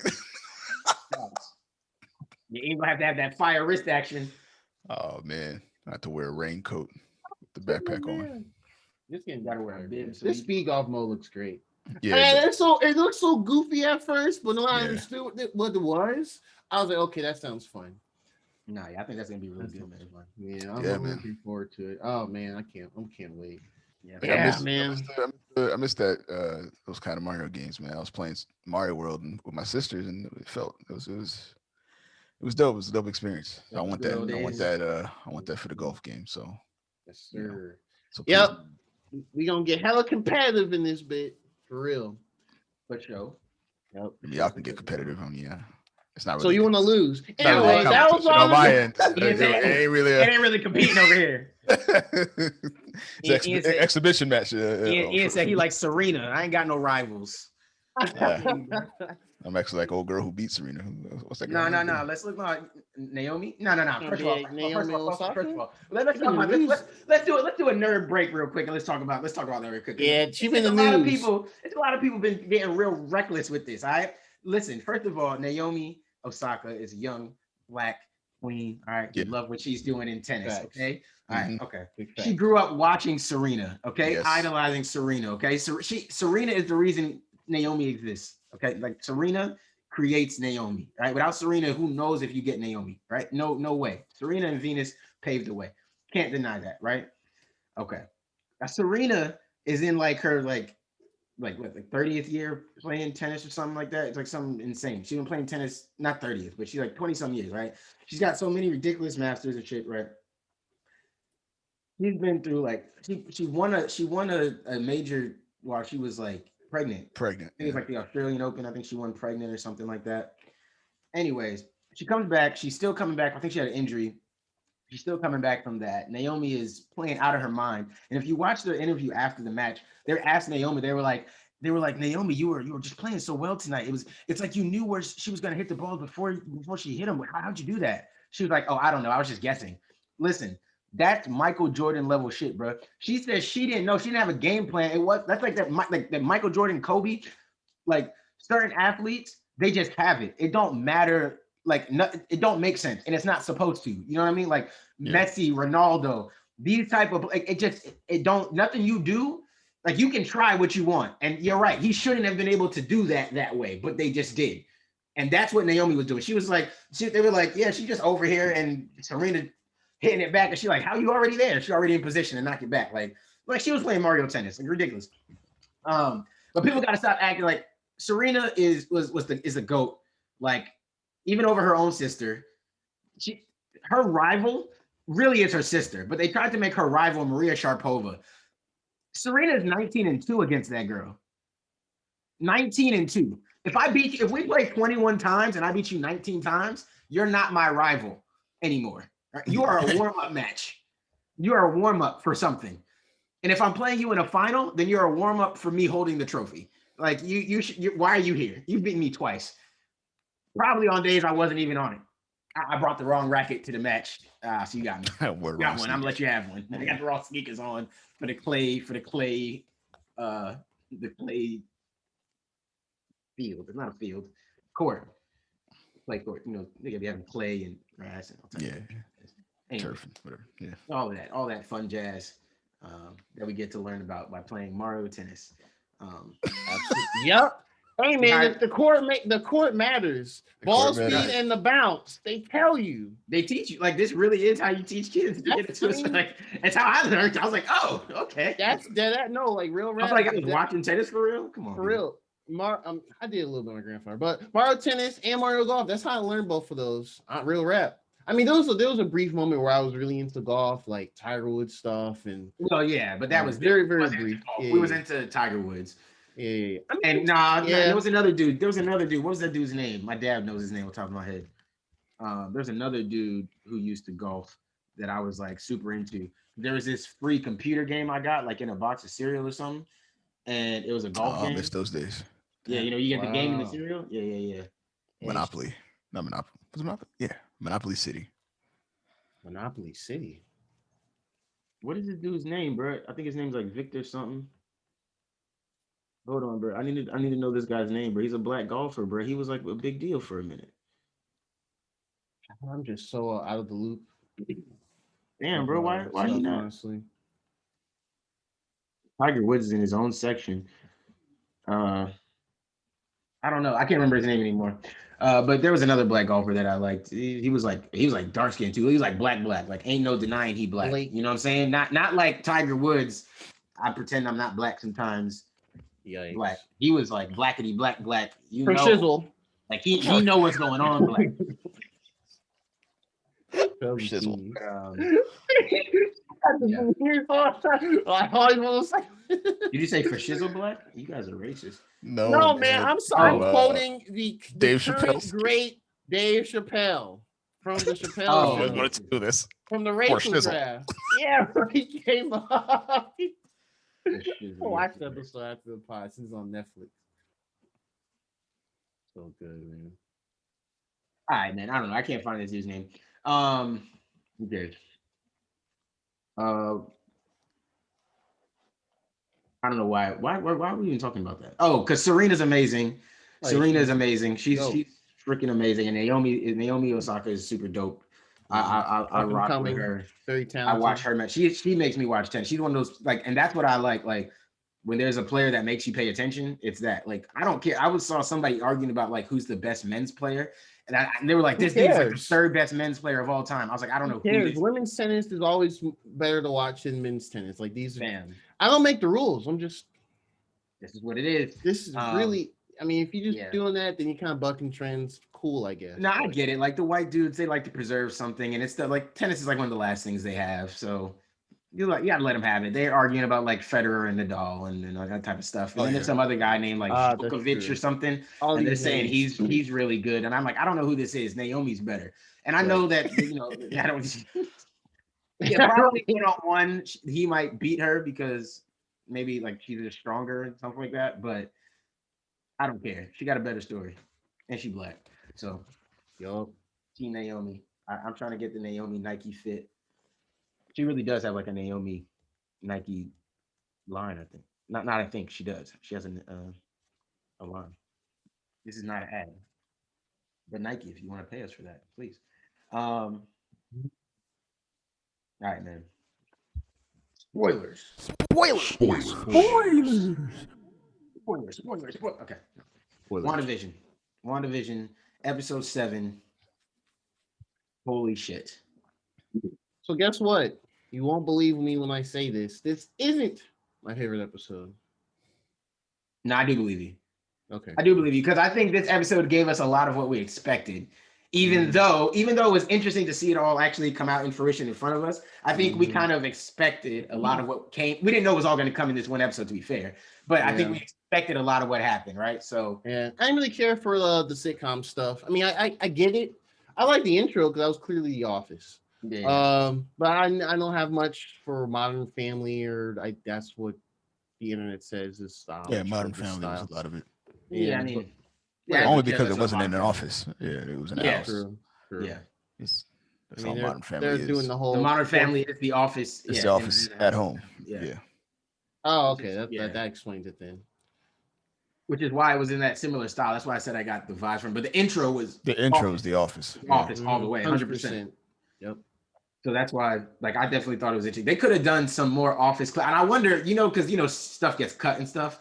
I wonder if they had done because Vision is already out and about. He's not, he's not working. But I wonder if there's something like where maybe they do make it back, and he stops by his office first or something, trying to show her stuff. Try to show, you know what I mean? And maybe they could do like an office hijinks thing. Come on, man! Like, yeah. That would have been nice. Vision was probably some of my favorite parts of the episode, though. Yeah, he definitely. Where he kept talking. Yeah. I don't know the part. Why am I doing this? when he was talking, he scratched his ear. I thought that was the funniest thing. That was funny too. Yeah. It's so stupid because, like, bro, you're like a robot. Like, yeah. Because that's what people just do. That's people doing it, like talking. They just do like some like subconscious thing or whatever. Yeah, it's funny. Where he looked around, was like, "What is going? Why am I doing this? Why am I here? Happening?"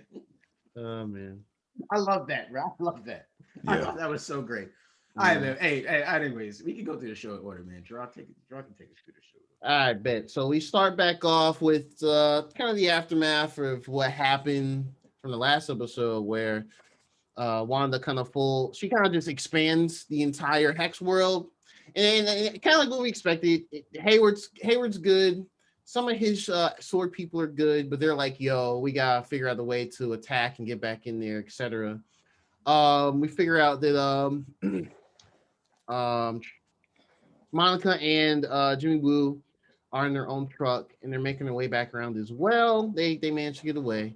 Darcy's in there, but we'll talk about her in a bit, I guess. But they get around and they meet up with some other sword people. So I guess it's like some sword people who are like, yo, we still want to help what you want to do, Monica. So it's like swords kind of, I want to say split, but there's like two groups. Were they really sword? I thought they were the Air Force. They're Air Force. Oh, it's Air Force? Oh, my bad. Air Force then. Okay. Yes, they're just, she met with some of the Air Force people, and they're going to try and prepare Monica's going to bust back in here in her own way. But then we also see Wanda. She's kind of doing the whole talking to us like, oh, we all have our bad days where we just decide to expand our reality bending world and take over dozens of people, just kind of hand waving and stuff. And the kids are like, Mom's been weird lately. And Vision's nowhere to be found. We could back up real quick because that was something that I don't know. Did y'all watch? I'm guessing y'all probably did. Did y'all? And I don't hate it. I don't care. I mean, it is what it is. It's not like we're stealing ideas. We're referencing something we watched. Did y'all watch Emergency Awesome's video? Actually, no, I didn't.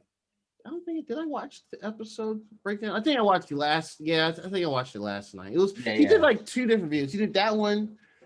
Yeah, I think I watched that one. That was what he did. He had done like a trailer breakdown. He did another breakdown, and then he did the episode. But the episode one, I disagree with. I think I still disagree with him, but it seems like because obviously Monica did this whole thing. She's like, I know this aerospace engineer, right, who can help us or whatever, right? And whatever, she texts the person, and the next thing we see is her pulling up to these Air Force people, and they're like, there's still some people, there's still some people loyal to y'all and they're still on your side or whatever. And my thing is, to my knowledge, Hayward would have no effect on what anybody from the Air Force wants to do anyway. So how would, what I'm saying? Like, it wouldn't have to be like secret. And I think what she's saying is she was willing to do the mission because she had worked with her mom before, or just, she's like, she's like, thanks for showing this loyalty to my mom.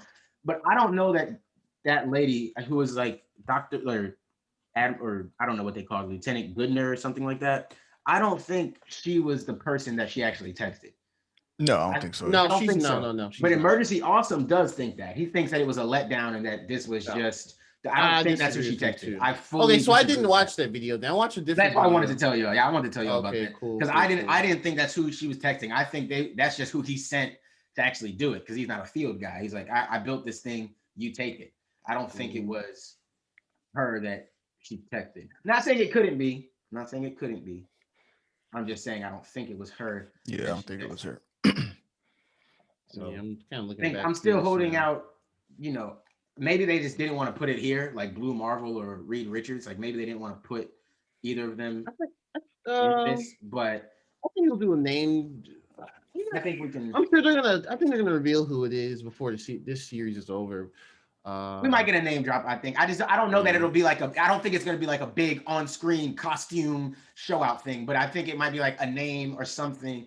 I don't think we'll see them at all. Or maybe we'll see like in her phone, she's calling somebody or something. You know what I mean? Because I just learned that Blue Marvel and Monica had a thing. I didn't know they was like. Yeah, I'm looking at it now. It was like a vibe. So I'm thinking like, okay. Yeah. From the bits I've read up, yeah, it seemed to have a little history. I'm not gonna lie, bro. I'm gonna say this because we're deep into our podcast. I'm gonna say this now, right? They better not put Monica with no white man. Even if they don't use Blue Marvel, I don't care. Just don't either leave her by herself. Don't y'all dare put her with none of these white people. No, because we already can't have T'Challa and Storm, and that's not our fault.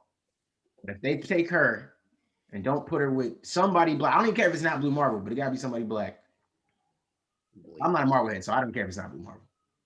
But she need to be with somebody black. Honestly, I prefer she just kind of do her own thing, really. I mean, for sure. You just know how this shit's gonna go. Like, you know how they do it. You know how they gotta give her a love interest a little bit. Even old girl, they had her being kind of interested in old buddy for a little bit. Like, I mean, I'm talking about Captain Marvel. But obviously, no, Captain Marvel, she was kind of like, they kind of had her like in little scenes where she would like half flirt a bit, but then they kind of went more of the like strong female on her own thing. Man, that movie was confusing. But anyway, what direction they wanted to go. Nah, man, like 3 for 19. Hey, but Captain Marvel too, man. Oh no, I think that's gonna be really good. I think it'd be better. Yeah, just like the Captain Americas. Yeah, better. The less the main person is in it, the better. We're gonna have more. We're gonna add a new character into Captain Marvel 2. Captain Marvel will get better. And I'm not in the camp of thinking Captain Marvel was terrible either. I don't think that movie sucks. It was good, just not like it's not top tier Marvel movie you think of the MCU movies. I would say. Facts. Yeah. Yeah. I was really just hyped for all that was like the first movie we saw.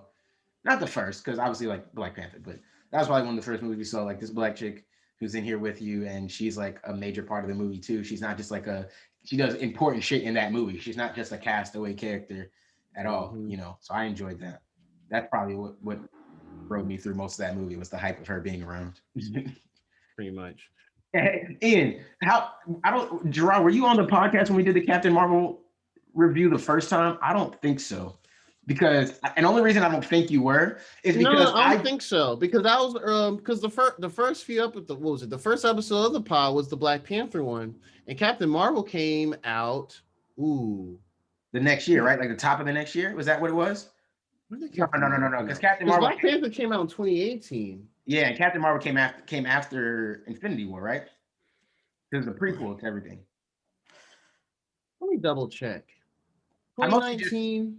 I mostly just say that. Yes, yeah. It was in between Infinity War and Endgame. And Endgame, that's what it was between them. And I came out a year after Black Panther. I only say that because I distinctively remember me and Ian. Well, I say me and Ian. I remember me specifically. Maybe I wasn't just on the episode. No, I don't think you were on the episode. I didn't really become full time with y'all till like later that year in 2019, I think. No, that's a lie. No, I was full time then. I don't remember. No. Because the only reason is because you would have corrected us because me and Ian had this whole conversation about being excited about girl being somebody important, and we thought because you're talking about Lil Monica. Yeah, and we thought we were like, are they gonna make her Riri Williams? Riri Williams, yeah. We just didn't know. We didn't know. We don't read Marvel comics. We just didn't know shit. We don't read nothing. And I don't know why I didn't just look that up at the time. It would have saved me a lot of issues. But regardless, we did a whole pod where we sound stupid as hell. She was pretty. I mean, it is what it is. Just didn't know. I mean, I would have corrected. I don't know where I was. And that's why I know you weren't on the episode because I'm like, Gerard would have fixed that for us. We talked about it after the fact, and he corrected us then. Yeah, that what it was. We brought it back up. Probably. Yeah. And Gerard was like, oh no, that's somebody else. Yeah, because I think at that point, at that point, Riri she's not even born yet, so in the 90s. I mean, yeah, and she shouldn't have been. I think we were just going because we just didn't know shit. We were just speculating to speculate. Just shit. And nobody told us we were dumb either. People was listening. But okay, so other parts of the episode, Wanda going back to the actual sitcom parts in the world. She's kind of trying to have her own quarantine day or whatever, her own day. And Agnes comes over and she's like, maybe I'll I can take the boys off your hands, which is huge red flag. Don't do that. But the boys go with her next door anyway, or a couple doors down. I think literally across the street. Yeah, down the street. Well, no, it's 2 doors down because the one door down is the black dude. It's Herb. Nah, I think that's one way, but she lives the other direction because in this, at least, or things change because in this episode, Monica. It's 2 doors down that way because the second episode when Wanda goes to the little garden party shit and she walks down, she turns left, and she sees her coming from that direction to meet her, so they can both go together. So they're definitely with her little bunny in her hand. Yeah. And Irv, old buddy Per lives right next door. That's some witch shit, man. Just having cutting the brick wall at all times. Cutting the brick wall. I swear there's a part in this episode where they look out the window and across in the next house you can see they're in Wanda's house, and when you look out the window, they're in the witch's house. Well, they're in Agnes's house, but you can't see. And when you look out the window, she can see Monica and sorry, that's what it is. I got it backwards, right? But they're in Agnes's house, and outside the window, she can see Monica and Wanda talking outside of Wanda's house. Because that's not Monica goes in. There's no house in between. It's right there. Is it? Is it across the street? I mean, I have it up here too. I'll pull it up too. It's right. Well, yes. So she's. Let me turn this down so that it doesn't. I don't know. I just have my shit muted.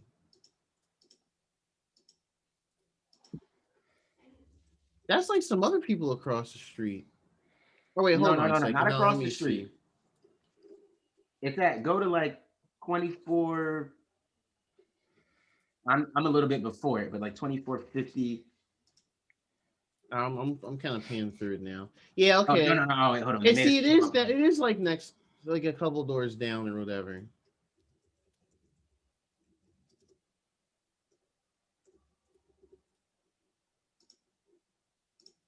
I just need to see the scene where they show Dottie in this scene too. I just remembered. I wonder if she's still relevant. You think so? Because they made a point to show her in the garden. We haven't seen her. Well, no, we've seen. The last time we seen her was the 70s episode, I think.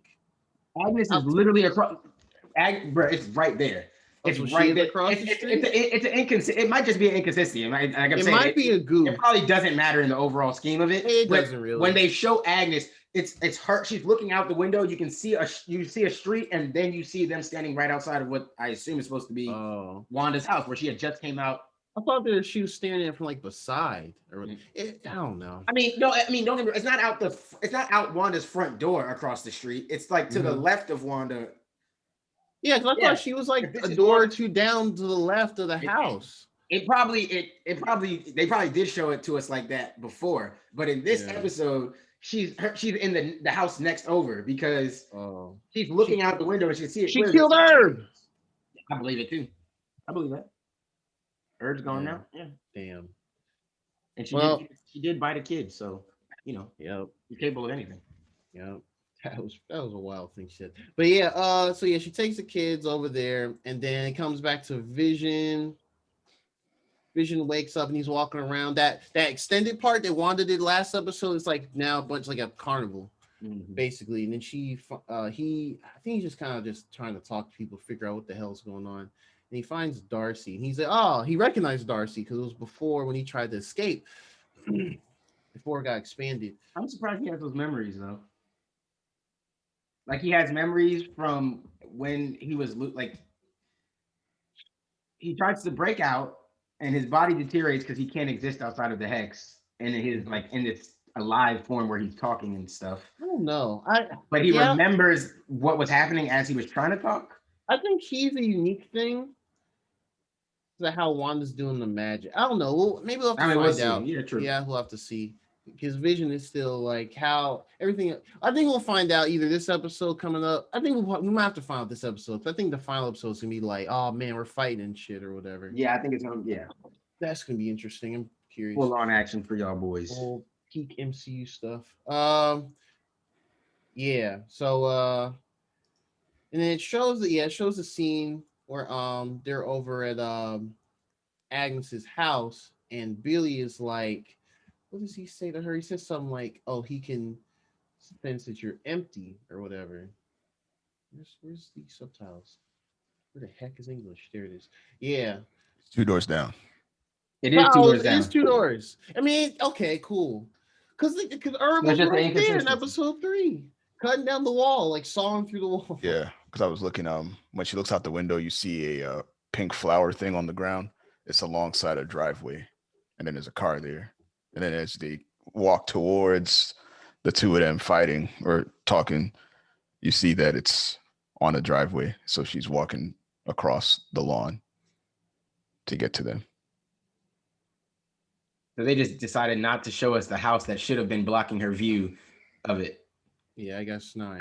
I mean, it looks like it might be like a bend, like a curve thing. Okay. Like it's not like I'm not disagreeing. I'm just saying if I look out my window and there should be a house in between, I feel like you should see more house stuff. But if she has a clear line sight with you can't see a house in that scene at all. I'm just saying the scene seems a little inconsistent to me.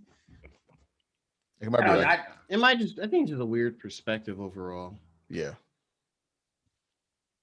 It's weird. Plot holes. Plot holes. Plot holes indeed. I think every show has them. They're like the weird goofs like that. But okay, so yeah, I guess we did bounce around a bit. The kids are over at Agnes's house, and then Billy kind of says, "Oh, I like you here because it's quiet." It's like you're quiet in like your mind or whatever. And she's like, "What?" Like she's like, "The fuck?" Because like he's still developing his like latent magical powers as well, I guess. Mm-hmm. Which I assume involves being able to hear people's thoughts. Mm-hmm. Yeah, empath almost or something. And then like they're like, oh, and then Tommy was like, oh, is mom okay? And she kind of looks at him and she's like, oh no, they're good. Don't worry about it. Don't have to worry about her. And it's like, You already knew what that meant. I was like, oop. Second she said that, I was like, I don't know, Agnes. Fam. Yeah. What are you up to, Agnes? Yeah, and they show Monica getting her look like she about to spacesuit in the truck, and then she's about to drive. No, she does drive. She tries to drive through, but he's trying to push it through, but she's like, and then Jimmy's like, no, get out, bro. It's rewriting everything. And she's like, oh shit. So she has to like jump out the car. It's like the way she I like how they choreographed it. It looked like it was a struggle. Look like she like fell out of the truck. Just like fell out. Yeah. And then like it was just like whoosh. Cartwheeled up that thing. Hell yeah. And then like the truck got blown back and it was like half a pickup truck and all that. So I was like, oh man, this didn't fucking work. All the build up to this. My thing was they knew that would happen already. They know anything they send in gets rewritten. I think Monica being super reckless and stubborn. Darcy thought that there were some elements that could potentially protect the integrity of whatever tries to pass through it. Remember they're talking about it. Oh yeah, you're right. I forgot what episode it was. I was watching it all the way back with my mom. Like 2 episodes ago, I think. And they talked about like, if you have this, that, and the other, and then they said, I think I know somebody who can strap that together on a truck. Mm-hmm. So she thought that the elements would work, but I guess that was maybe for the previous version of the force field, and this new Oh version yeah, true. Yeah, is this like new version. stronger. as Yeah. well. Yeah, true. She did reinforce it, and she made it red, so it's like it's not hidden anymore. It's Yeah, it's like out in the open. yeah, And everyone the can see and the it now. TV show isn't showing anymore. Right. No, Yeah, it's that not too. It's not broadcasting. broadcasting no longer. No more TV shows. So what's Oh the yeah, it's not so broadcasting. It's still a show. Caitlin shows it so canceled this then season. now I'm really want to know. Like now I'm on the same page with Vision. Like, why the fuck am I doing this anymore? Like, who am I talking to? It's not being broadcast anymore. Nobody's seeing this shit. Why is this still a TV show type thing? Why am I being interviewed by you guys? It's not for anybody. You know what I mean? I don't think he recognizes he's in a TV show yet. I don't think he knows that part yet because Darcy didn't exactly say that, or did she?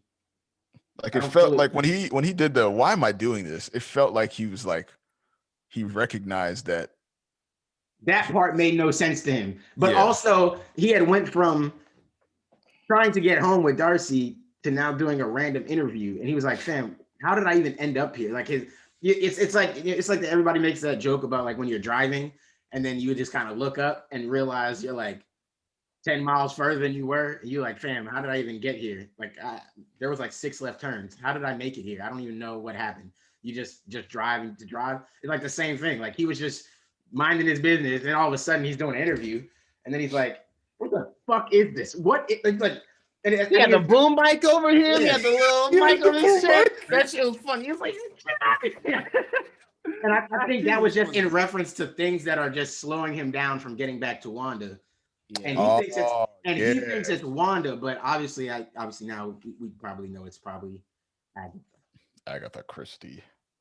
Whatever her name is. What is her name? Agatha Christie. Hey, this It boy is? Ian used to read books. A reading ass nigga.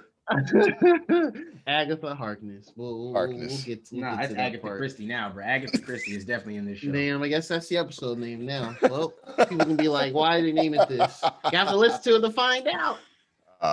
It's Agatha Christie now. Hey, but we a smart podcast, bro. We said we were going to be. Smart. Yep. But yeah, so and after that, and she's like, man, bunk this. I didn't get this far just to fail. So she just runs up into it and pushes her way through. And Jimmy was like, whoa, girl, stop. What you doing? And she pushes her way through. She's like in the little, I don't know, I'll call it the hex world, whatever. Everything's hexagon. Yeah, it's the And hex. it's like her body split up, and she's like, you hear the monologuing of her mom and her's a little kid and stuff about Captain Marvel. Mm-hmm. And then she kind of just says, man, fuck this. I'm me. Yeah. And then like whoosh, everything came together, and it was like, her powers. Or at least it manifests through whatever. And she broke through. Manifested. Yeah, so this is her Spectrum powers. Yeah, Mhm. Spectrum. She is here. We don't know her as Spectrum yet. But yeah, it's part of her thing when she broke through and her eyes were glowing blue, and she saw. That's part of her power. Like she's one with energy. He can sense all energies throughout the spectrum and things like that. So that's kind of neat. So yeah, she got through. The cool thing about the Vision stuff, though, I'll say, is at least when Darcy's in an attempt explaining everything, because he still doesn't have those memories, he kind of gets it now. At least that's my impression. He's kind of like, okay, I think I understand where she's coming from with all this, even though it's kind of fucked up, but I'm willing to go. I feel like he's gonna go back and be like, yo, let's just hash through and fight whatever's going on. That's my impression of it. I feel like that's probably what's gonna happen. So yeah, the Monica and Wanda confrontation. No, well, actually, I just thought about something. Didn't we see a screen, or just on what you just said? Isn't there like a part of like one of the trailers we saw before where we do see like Vision and Wanda say we're gonna protect our home or whatever? Yeah. So I think so what you're saying makes perfect sense. Then yeah. Oh yeah, that's right. I just clicked in my brain when you said that. I was trying to remember why that. Yeah, because up to this point, it made it seem like they were gonna have Vision fight Wanda because she's causing all this stuff. But obviously now knowing that Agatha is behind a lot of it as well, and who is she working with or for, it makes more sense that Vision is gonna team up to try to fight with her to fight kids and probably have to save the people of Westview. Mhm. Probably because I'm sure Agatha and whatever evil people she's working with don't care about the people of Westview who might get hurt. Yeah. More about Agatha too. I've had some thoughts about that. Yeah, so yep, and then so Monica comes through. She's like, Wanda, blah blah blah blah. Wanda's like, the fuck, get the fuck out of here. All you like, and she uses her little magic and thrusts Monica in the air, and she drops her. But then Monica does a superhero pose. You gotta You land gotta with land one like a hand on the superhero. ground. Gotta have your knee kneeled, like everything. Her eyes glow blue, and it's like, ah, snap. So it's like blue equals good, red equals Wanda colors or whatever. And everyone in the neighborhood area is like, oh shit, what's happening? And she's trying to convince her. Yeah, she's like, Wanda's like, I'll end you here. And she's like, do it. And Monica's like, do it. And Wanda hesitates. And Monica's like, see, this is really you. We can fix this. We can just, try and figure this out and work together. And here comes Agnes. You should leave. Being the nosy neighbor, you should leave. All that stuff. We don't need you. Just go away. And she's kind of like, just grabs Wanda and they kind of walk away and everything. Can't wait to share my theory with y'all, because that moment right there with Agnes, that sent my head like spazzing on what I think is really going on. Mm-hmm. And I'll save it to the end, but like I think that moment told us exactly how this is gonna end. Mm-hmm. So yeah, they go into and then after that we see a couple of Vision and Darcy stuff, and we get the whole "what am I doing?" sitting here talking to you guys with the cameras and stuff, which is funny.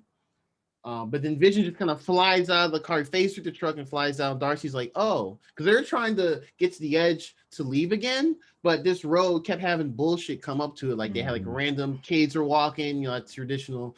The people like traffic people having kids walk across the street. They had like construction, just all this corny, like goofy stuff. But the construction ended and the kids just started walking across the street immediately. And they're like, I was like, "Fam, what's happening?" And I was like, "Yeah." And then he all of a sudden remembered he could fly. Yeah, then he was like, "Oh yeah, wait." well, I mean, he flew. Was it last episode? No, I'm sorry. Yeah, in this episode. Yeah. In this moment. Oh, like, right. I can fly. What am I doing? Yeah, that was one of the weird parts of the episode. Like, why were they? He could have just picked her up and he picked the car away. Up and But now I think he was just so caught up in like learning everything from Darcy and stuff like that. He just wasn't click. He was like, "What the fuck is going on?" And like he just wasn't clicking through him. And then he was like, "Wait." That makes sense. I can see that.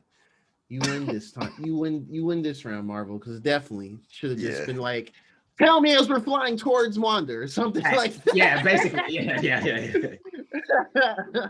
For sure. It definitely funnier the way they did it though. I like that. Yeah. Oh yeah, so Wanda's in the house and they're like, "Yo, we're the boys," and I'm like, "Oh, here we go!" And then it's like, "Oh, I think playing around the basement." And I'm like, and once he saw that, it was like, "Oh, game time." Yep, and it's like she get up slowly and everything's all quiet. She walks over and like, what is it? She sees a door that opens to the basement and she sees like a big old. So people online were like, "Oh, it's a fly! It's a fly! It's Mephisto!" And the reason why people are saying that is because in the comics, the first manifestation of that Mephisto first manifests himself as a fly to like in like a swampy area, and then later he shows true form. So people were thinking that was a nod to that. It could be, but it was a cicada, so people need to stop tripping. Yeah. Yeah, people were tripping at 4 in the morning. But I get it. I was tripping at 4 in the morning too. I'm not gonna lie. Nah, but not because of that. So. I was like, I saw. I was like, why is the cicada on the wall? I'd be fucking mad. Those things are loud. But yeah. I thought they did that on purpose though. Like we'll put a. They probably did here just to fuck with people. They know. Just to fuck with people. I think they know all levels of the audience. Like those like me that know some of the material and just point out, and some that are just like going along for the ride. But yeah, they go downstairs. She goes downstairs, all creepy. There's all this overgrown like tree roots and stuff, which that's weird. That might just be some like typical creepy witch doing crap in basement type vibe they're going for. And there's like creepy stuff here and there. They show this book. Now, okay, so so Mercy also video last night. He thinks it's just straight up a different book, like the Nexus or whatever. Okay. That's what he thinks. Yeah. About to say he didn't say the same thing you did. He didn't. I thought it was a Darkhold because so the insignia is different than what the Darkhold looks like in like the comic and how it looks in Agents of S.H.I.E.L.D. It's a completely different look for the book, but it has like that same yellowish orangey aura. That's kind of how they depicted it in Agents of S.H.I.E.L.D. as well. At least that part of the dimension. But yeah, Darkhold, super evil book of like otherworldly powers and understanding of things, and it can lead to other dimensional stuff as well. Right. So I was thinking, oh, if she has it there, then maybe that's where she's kind of getting her thing to do magic stuff. But as she comes down there, she doesn't see the boys, and Agnes does the Wanda, typical like villain reveal thing. She comes down, petting the rabbit. She's like, oh, the name's Agatha Harkness. Blah, blah, blah. And it's like, oh, we all knew who she was. And I feel like Marvel knew all along. I'm not gonna lie. Some people said they didn't like it. I enjoyed that. I love that shit because it was so fucking campy Loved and it. everything. Yeah, the whole go through and reveal everything that she was a part of. Yeah, I like that It too. was amazing. It was nice. That shit was amazing. The way they did it too with the theme song, all that. That was nice. So that she got her own theme song, and now it's not Wandavision anymore. It's Agatha all along. Agatha all along. Yeah. Yeah. I like and that. She kills Sparky too. That part, that part sent me. I was like, I don't know why. I just found that really funny. I got real Halloween Town vibes from that, like Halloween Town villain vibes. I got you like Disney, like it felt like an older Disney Channel movie that they're just in this now. I thought it was really cool, man. I loved it. I thought that was great. Like, I don't know that Marvel does a scene like that without Disney's influence. I don't know that. Maybe Disney, maybe Bob, whatever dude's name, Bob Iger or whoever, was also like, yo, do it like this, maybe. I just wonder. I just really would like to know some of the background because that seemed like a very Disney influenced scene, but it just worked really well. You know what I mean? It did work really well. That was a Disney. It sounded like a Disney Channel movie scene. Like that would have fit perfectly in a Disney Channel movie. I probably would have toned it down a little bit, but for the most part, I think for what it was, it worked out well. Dope. I loved it. Just do it once. Across. Yeah. And then after that, credits roll. Oh, and after that, she showed her doing so. Agatha. Okay, so yeah, Agnes is Agatha Harkness. Honestly, everyone that's been watching this show should always have been like, "Yo, Agnes is sus." She's like that's too aware of what's going on. Yeah. Right. Very sus the whole time. Yeah. So it seems that she is the main villain of this show. Now we don't know if there's any other, third power. Mephisto, that's a meme now. I don't know at this point. But we'll have to see. That book is suspicious as well. We'll see. I think we'll see all that in this upcoming episode for sure. But yeah, she revealed herself. Her evil power is purple. So, I guess they did that too. I like how Mercy Awesome kind of know that as well. That was kind of my thought process. Like Wanda red, just make it all different. Monica blue, Agatha purple. It just makes it easier. Sense. Everybody's firing energy blast at each other. It's a Dragon Ball. It's like the Dragon Ball Z stuff in my mind. Saiyans is white and Super Saiyan yellow, Vegeta blue, etc. But so that was that, and then goes through the first credits, and then we actually get a mid-credit scene. It's the first time we get this. I'm actually glad I watched it. I almost turned it off when I watched. I almost turned it off that morning because I was like, "Yo, I need to get some sleep or something." But then no, they had a mid-credit scene where Monica's searching around Agatha's house, and then she opens like a little door to like the basement or whatever, and you see it kind of leads to the basement. It has glowy purple stuff too. Her eyes start glowing purple a little bit as well. I thought they were blue at first, but when I rewatched it again later, it's purple. It's purple, yeah. It's purple. Like she might be getting a little mind control by Agatha real quick. And as soon as she did that, you see Evan Pietro pop up in like some chill, like beanie clothes attire, and he's like, Snooper's gonna snoop, and she was like, what? And it ends, and I was like, oh. So I am obviously now that we know that, so now it makes a little more sense, but I'm wondering, to me, go ahead with all your theories and stuff, dude. So two. Because one, last week, I think I also said Emergency Awesome was wrong when it came to Pietro not like being fully explained now. I don't think that's the case at all. I think, and I didn't see him mention it in this video, maybe because he doesn't want to say he's wrong or not. I don't know. But I think like clearly, the question is, does Agatha have the means to pull a Pietro from another universe and use him here? I think so. Or if she can do that, then that Now he got here, then we're multiverse in, bro, because then yes. anything can happen from this. A complication, it falls into the wrong hands, and more multiverse characters spill in. You can do whatever you want as long as it's happened once. So if even though she may have only used this to bring Pietro now, not say she brought all the X-Men, she just brought Pietro. Man. But then bringing him into this universe makes him like he has no choice but to like he can't come into this universe alive because this Pietro's already dead. So he has to take on, you know what I mean? Or something like that. I could see that. Yeah. Maybe he's not really dead. That's just how she's making him appear to her or something like that. Who knows? No, honestly, dead ass. Like with this episode, and I forgot to talk about the commercial, the Nexus commercial. Oh, which yeah. Kind of leads into it a lot as well. And I think it will. I think it will come back to what Ian was wanting a few weeks back as well. I do think this is Fox X-Men Quicksilver. I do dead ass now think that this is him, but his memories are mind wiped because of Agatha. I 100% think that now. Yep.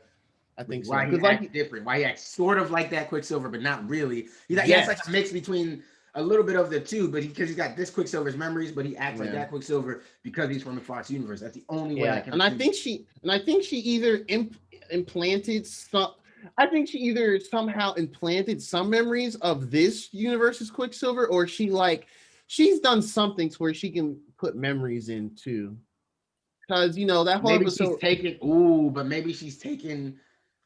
That's what it is. Maybe his memories are only based on because she's manipulating Wanda, right? So Agatha must be manipulating Wanda, and any memory she has of Pietro, she's putting them into Pietro, so he remembers the same thing. That's why everything that she thinks is fuzzy, he also finds fuzzy. He doesn't quite remember the exact same thing she doesn't quite remember. So I wonder if that's the connection. Like she brought this body, she has this body of Pietro or whatever, but he can only remember whatever Wanda can remember because that's whose memory she's manipulating or pulling from. That could be the connection. But talk about that commercial though, because I didn't know. I knew it had to be something. I just didn't know what it was. So yeah, that commercial is two things. Mercy Awesome, he refreshed me on one of the things, but so the commercial was kind of like those. Now we're in the 2010s era of show stuff. This is a pretty familiar commercial. It talks about, it's like, feeling depressed. This is everything, going through your day, and it shows that same woman from all the other commercials in the other episodes. And it's like, have Nexus where you can create your own new reality or even escape one you're currently in and feel better about yourself. Side effects may include, all this, that, and the other. So that one is cool because the Nexus, two things.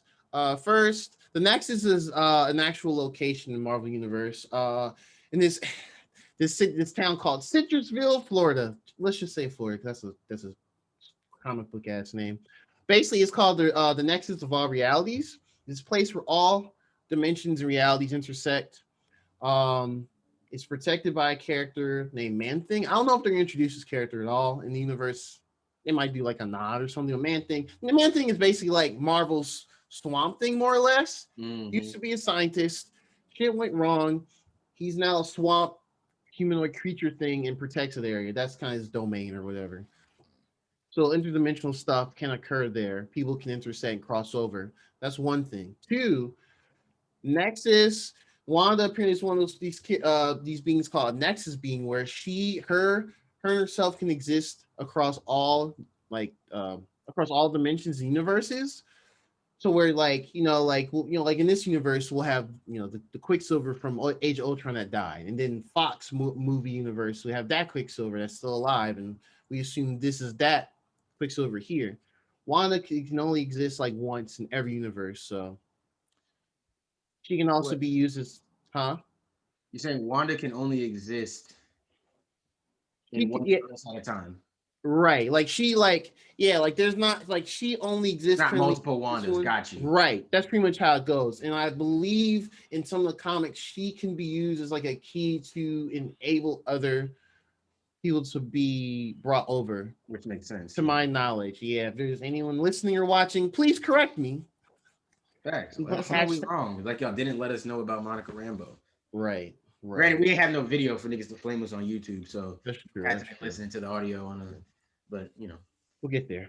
but it's being wrong here either though. Yeah, but that's interesting because most other TV ads for the sitcom eras have been a nod to movies and stuff. Outside of one of them was the Agents of S.H.I.E.L.D. one. Now I understand that. Wow.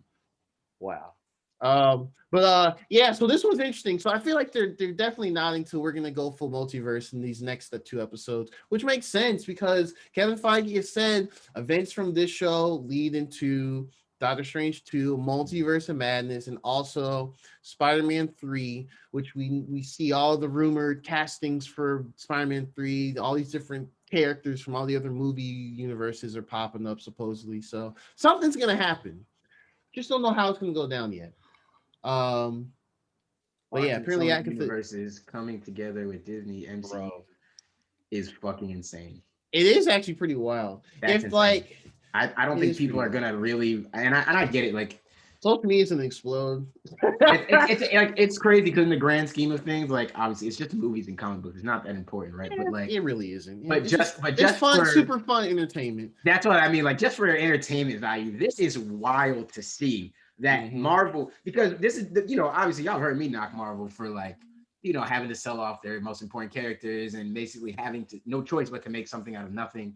Mhm. Uh, and obviously being Struggle successful at time. it, they managed to be successful at it, and now they're getting the most powerful aspects back. And we've talked about it on this show multiple times before. How would they do this? How could they cross things over? How can they bring stuff in? How are they ever going to bring in, how are they going to make it make sense that the mutants weren't there and that this wasn't there? Well, we never, I mean, I think, I'll say us. I only speak for us because I know we never did it. And maybe there were some people out there who had a crazy vision, but who could have ever thought that Sony and Fox would come to agreements to allow Marvel to be making Spider-Man movies and using old villains and people that were in their movies. So this brings all their canon as technically canon in the MCU multiverse events. It does, Potentially, yeah, it eventually. Like the events of all the Spider-Mans we grew up watching technically happened somewhere in the multiverse of what we're watching now. And that's a smart way to play this whole thing. Like, yeah, we don't really own those, but we're still making nods to them in a way, just to before we go off into giving you this whole new brand multiverse shit, we're gonna pay homage to the past stuff that technically was a multiverse, even though we didn't really have a say in it. I think that is, you got to tip your hat to that. Like you just have to. I don't care if you hate. It is pretty unprecedented. That's insane. That's crazy. That's It's like a way to make all previous Marvel movies relevant. It does. Because they still use the Marvel logo to come in, right? Like, so we still know it's obviously it's Marvel because it's still technically a Marvel thing. So it's just crazy now to see like that's just wild that maybe they didn't fully get the rights back 100%, but that they were able to even just work something out here, like to really appease fans. Man, that's beautiful, man. I never thought we'd see Spider-Man in the MCU. So to get him there was crazy. Now you're telling me, I couldn't believe it. That first Civil War trailer, I was like, "Yo, he's here! My God, yeah. It worked!" That was wild. We were like, "This is really happening." Okay, and then like to go now, and they've let him have this whole like movie trilogy to being a major player in the MCU. He's not just Spider-Man shows up. He's like Tony Stark's next man up guy. Like, you know what I'm saying? He wasn't just they didn't make him a bit part, comic relief, just show up when he every now and again and swing some webs because they let us borrow him. Nah, he's here. He's involved for real. Like, yeah, man. Yeah, hats off to Marvel. I just want to say that as a DC fan, I'll even say a DC fanboy. I throw Marvel some unnecessary hate from time to time. But coming from me, I have to say this is amazing to see. Amazing, genuinely. Man, I'm just curious how long this can keep going, man. I'm not saying I'm wishing for them to misstep. I mean, yeah, I'm not saying, I can't wait for the misstep. I'm just like, yo, it's just been pretty like mostly consistent since like 2008. Yeah. I mean, there's some movies and some projects we made like least than the others, less than the others, but overall, it's pretty quality as a whole, complete like continuous world they're building. So yeah, I agree. I mean, outside of the fact that I'm a bigger Marvel fan than DC just historically.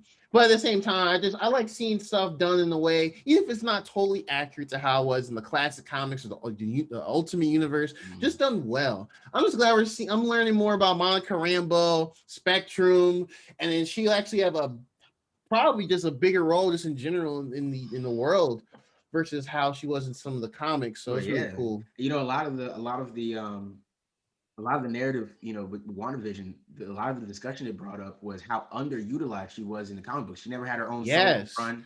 she only ever showed up. And don't get me wrong, they did have her leading the Avengers, but she just never got her own solo actual run of comics. Like, and that's crazy. How do you not have your own?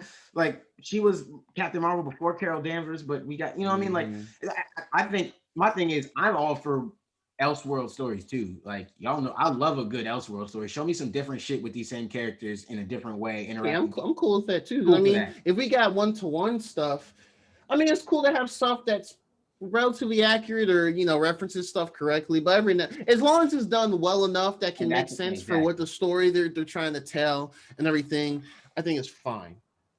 Just make it make sense. And I think Marvel's done a decent job of making most of it make sense. Every movie and show and whatever, they're not all home runs, but they're consistent. You kind of, at least you know what you're gonna get out of them for the most part, and you're never really left too disappointed. Even though I'm not a fan of the first Ant-Man, I wasn't too disappointed. Maybe I was a little disappointed in like Thor Dark World and maybe the first Thor and Thor Dark World. And I'm not too. And then the first Captain America, I'm like, I mean, it's weird because I didn't care about Captain America at all. Outside of the Marvel vs. Capcom games, but that's something different. That's just video games. Right. But like, this is the character moves. That's cool. But yeah, that movie was decent for me. I liked it more than I thought it would. Granted, I didn't see it in theater. I rented it because Blockbuster was still a thing. Yeah. I'll be honest. I think he said he went to Blockbuster for the first Captain America. We are old, and that movie's old. That's crazy. You know what I mean? There was still a Blockbuster around for you. Hell yeah, it was the one around the corner, if you know what I'm talking about. But, but yes, it was still. Wow. It was the one that's now. What is it now? It's like it's an AutoZone. AutoZone. Yes. That's what we used to walk to. Yeah. Yep. That was a Blockbuster, dog. It was, man. I was so hyped because if that wasn't. Well, we can get into that later after. East Side Legends, bro. That's what I'm saying. But hey, but yeah, Winter Soldiers, when Captain America stuff popped off, and they suddenly became some of the best, still arguably the best Marvel movies. But yeah. But yeah, man, we're getting close to finishing up this show. I'm glad the show is a limited type of thing. It's telling its own story, and it's gonna exceed all my expectations. Really, it's funny that we got this first. This really wasn't gonna be the first one, but I feel like it's working out that way, especially for those that either got burnt out on the similar, somewhat formulaic superhero MCU movies and all that.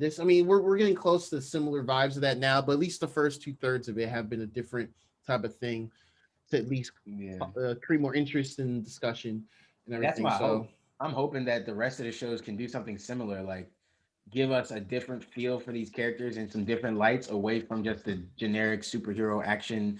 I'm always making serious decisions or I'm cracking wise jokes as I'm fighting bad guys. Like, you can show us them in other aspects as well, which I think will be really cool. And then I think we'll get that Falcon Winter Soldier as well too. Yeah, that's what I'm just hoping all this. Loki got time travel and space travel and all that shit. Yeah, that's gonna be wild, man. That's already gonna be a weird. I've been looking up more of the Loki stuff too, because I don't really know too much about the time variance authority, but he's pretty much gonna be a time cop. That's gonna be number 5, bro. Like Doctor Who. He's gonna be number 5, exactly. Who. Yeah, I guess Who, like number Doctor 5. Who. Yeah. Yeah, I guess so. Yeah, I don't know my Doctor Who shit. So. Hey, listen, if they just make Marvel Umbrella Academy, but it's just number 5, but it's Loki going through time. Yeah. Honestly, if Umbrella Academy wants to scrap season 3 and just make a series of number 5 doing time travel missions where he goes to different time periods and messes with stuff, I'd watch that too. Shows to take those risks. Yeah. But at the same time, all those actors will not have roles. But anyway. That sucks for them. But yeah. But yeah, man, episode 7. We got 2 more, and I think there'll be a break after the show's done. Then Falcon Winter Soldier will be coming it's up. like a week break and then Winter Soldier. Yeah, which is cool. But it's a week break, but technically they count giving us behind the scenes as they did that for Mandalorian. That's right. Yeah, they did the same thing for Mandalorian, so they count that as one giving us. They're giving us behind the scenes of one. Oh, behind the scenes of Wandavision. I'll watch it. I'm not gonna lie. I love this show. I'll watch it. I would like to know how they did the throwbacks. The only thing I know about the throwbacks, so there's been a couple things here and there. The only thing I know is that they actually, at least for a lot of this, I think for all the episodes, I think they did for the 50s, 60s, 70s, and 80s episode. I think that those were in front of a live studio audience.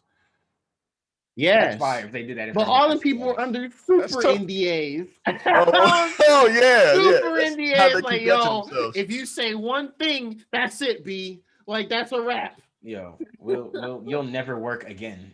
Yeah. We'll that'd bar be you so from hard. anything. Oh, what do you do in your regular job? Oh, you're a teacher. You'll never teach. You're an You'll engineer? never teach You'll again. never engineer anything again. I Well, wish. Like, I well, wish I you wasn't making say much. something about WandaVision. Man, oh man, if I was one of those watching, I'd probably just be like, "Yo, Gerard, what you doing Saturday?" Shit, Nothing, bro. Do nothing. You I don't just wanna sat in die. my room and looked Can't at even the tell you what wall I'm doing this for weekend. 8 hours, and that was it. I didn't do I didn't do anything shit, else. bro. I stared at a wall. That's I what I didn't did, do bro. nothing, bro. Stared at a Nothing. wall all weekend. Didn't move. Yeah, Didn't right. eat. Didn't Right eat, here. just sat there. Okay. But yeah, I that's it, man. I forgot I wanted to tell you my theory. Okay. Oh yeah, the other theory. This is Yeah, what yeah, I I'm done. think. This I'm is done. what I think is going on, right? I think so. We knew Hayward wanted to turn. We know for a fact now Hayward was trying to turn Vision into some sort of weapon again. Whether it was fully bringing him back online, bring him back online with a different personality, whatever he was trying to do, he was trying to reactivate Vision in some way, right? Mhm. And now we know that he's also tracking Vision using his vibranium signature. So Oh, he yeah, can track the Vision as vibranium. well. So I'm wondering if Monica didn't break in to steal Vision out of grief. I'm wondering if Wanda. I said Monica. You I know, knew what you meant. Just you know what I meant. Yep. I'm thinking Wanda didn't break in out of grief. I'm thinking Wanda went to see the love of her life, feeling like, hey, I just want to see him one last time. And when she got there, saw all this shit going on, and was like, yo, what the fuck are y'all doing to Vision? And decided, I'm wrapping him up and I'm taking him with me. This is over. I think that might have brought a lot of stuff back. Mm-hmm. 2, if there is somebody deeper than Agatha, I think Hayward may know Agatha or may know of her or may know who she's working with or working for, if she is working for somebody else. It could be Agatha directly. It could be, like we said, Mephisto. I've seen people say they think it could be like Nightmare or something like that. See it being Nightmare just because we know he will probably be the villain in Doctor Strange 2 at this point. But we'll have to see how it goes down. So what I think is Hayward was trying all this stuff with Vision, but obviously he's not Tony Stark smart. He doesn't know how any of this shit works. So he's trying, but he can't really figure it out. He then somebody's like, hey, well, because obviously like Doctor Strange has existed in this world and a bunch of other shit has happened now. So he may be like, well, maybe I can talk to some sort of magician or somebody who may be able to help me with him in some sort of, magical science combo, Frankenstein type thing. He reaches out to, it could be Agatha, it could be whoever, for help in this matter. And that's what's caused a lot of this. And they might have thought they had the same goal when it came to Vision, but obviously Agatha and let's say potentially Mephisto have all their alternatives for what they want to do with Wanda and her family and Vision. They might not even care about Vision. They might know something. I think they specifically know something about the kids. I think Agatha did this. I think Agatha's goal was to get Wanda to have kids. She could steal those. And I think that Hayward is trying to get Vision realive so he can use him as a weapon. So I think they were like, we can help each other, and I don't care what happens to anybody else. And now it's blown up in his face, and now he doesn't know what the fuck to do. That's why he's so willing to just nuke everything. Let's blow everything up. Let's just shoot everything up. Let's kill him. Let's kill her. Because if it gets out, when Wanda comes out of it and starts explaining to people what he was doing, it might go left. She wasn't interested in talking last time about what he may or may not have said or what she may or may not have found out. Because all they have is footage of her breaking in. But they didn't have her breaking in from the outside. All the footage was only from inside. You think a sword facility has no outside cameras? You would have shown her breaking in from somewhere outside. Unless They they destroyed the footage or something. Because she didn't break in. She walked in. Mm-hmm. There's no need for her to break in if she was invited in at first. Mm-hmm. And then when she realized what was really happening, when she said, I want to see Vision, when she's doing that, then all of a sudden, shit goes left. So I think Hayward see is that. That's a pretty good I don't know that theory. Hayward's necessarily evil, but I think Misguided. I think he's misguided because obviously, like he said, he's been traumatized by everything that's happened, the blip and all of that. I get how that can fuck your head up. I can understand it. So he's like, yo, I don't care what means it takes. I don't care what Vision's will is. You're not supposed to do this. Granted, he tried to use that on Monica to make it seem like Wanda was the bad person, mostly because I think he knows he caused a lot of this shit by just, again, not respecting what Vision wanted, not trying to do the right thing because he felt like he's too powerful a weapon for us not to have. We have to have him. We have to be able to protect ourselves. This could happen again. There could be another Thanos, whatever. So he's like, man, no, I have to be able to bring him back. He's willing to do whatever, and it caused this whole issue that he never could have seen coming because he didn't really understand what he was dealing with when he made this deal with Agatha / Mephisto. That's mine. That's a pretty good. Honestly, that's a pretty good theory. I can see, especially the Wanda and Sword bits. I can see it going down just like that. Because there's still a lot that we don't know about it. Because we only saw it from one perspective, and like you said, it was just we saw it through the cameras, right? But we know actual scenes. We know those are actual scenes too, like filmed in like the not first person, but in the third person, but not us seeing it through the security cameras. We know that it's filmed that way, so we might see. I think we're going to see it again.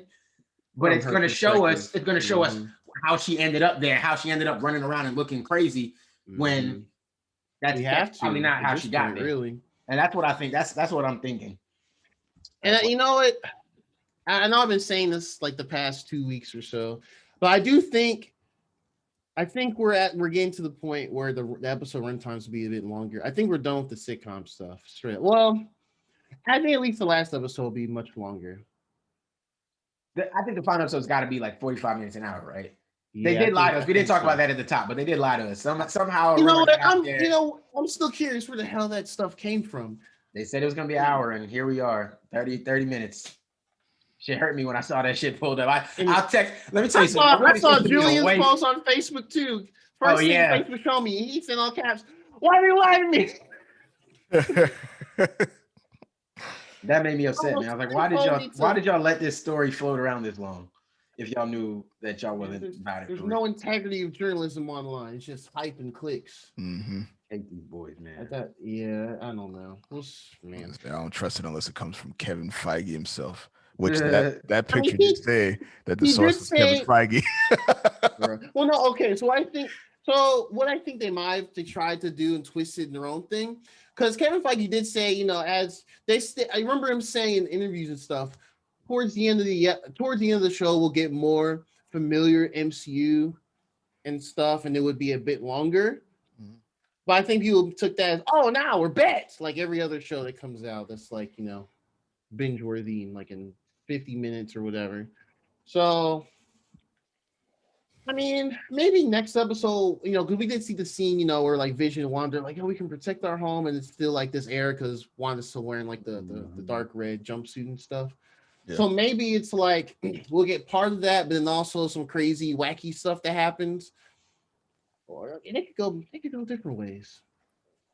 But yeah, I do think that it's not all Agatha's doing. I think in this case, we need to learn exactly what her motives are for, why she wants the kid, why does she want to open a multiverse, why does it seem she wants to do multiverse shit? And unless you just, Uh-oh. He got a theory. We got a berserk theory. Ooh. I think Mephisto's the rabbit, man. Are you serious? That's not the first time I've heard that. Well, she's, you know what? Hey. She had that rabbit. She always has an animal with her. She brought over Sparky. I mean, she killed Sparky too. Yeah, she killed Sparky. But why did she kill Sparky? Because Mephisto wasn't inhabiting his body anymore? Maybe. That's dark. Oh. But yeah, it could be. Yeah, she always has an animal with her and some like evil witch type shit. So she was petting it.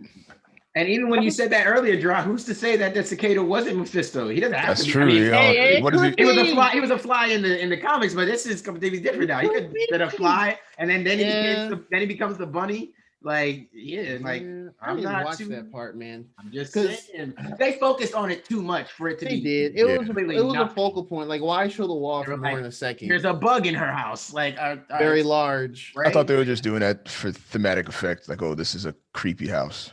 Like it's Well, dark. it's that's that possible too, It's too. dark But in at here. the same time, I think Marvel knows that either we've looked up enough Well, about yeah. Mephisto Yeah. and or characters. I mean, these dudes are geniuses. Like, even if it's not Mephisto, they Misdirect. misdirection, man.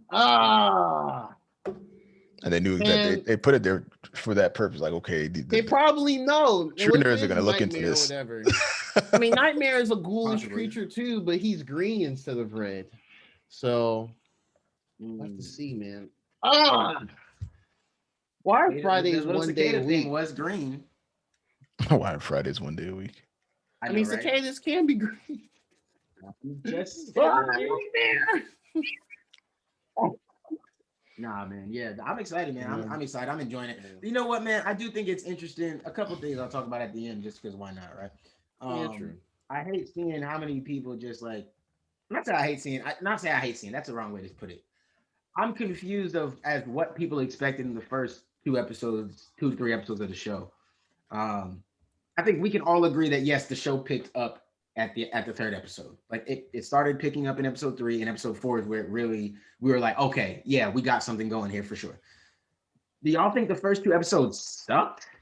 Like they were terrible? Like, and even if you're not necessarily not the biggest fan of them, you got to commend Marvel for one, trying to do something different with the material, trying to give us a story, but tell it in a different way. Like they could have just gave us some generic Wanda's in grief and she's doing something, you know what I'm saying? But They could have definitely gave us took a some comic MCU book, you know what I'm saying? Like, prologue and then lead into it. They just kind of gave us a cold open, like 50s opening, and that's what I'm newlyweds. saying. Is that not interesting? Like I don't, what the hell are they doing?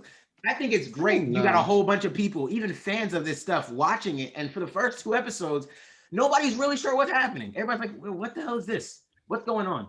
I don't really understand it. But there's little Easter eggs throughout it to let you know, like, now something's happening. Now something weird is going on here. Don't get it twisted. Something gonna happen. Like it was there if you watched it and you like.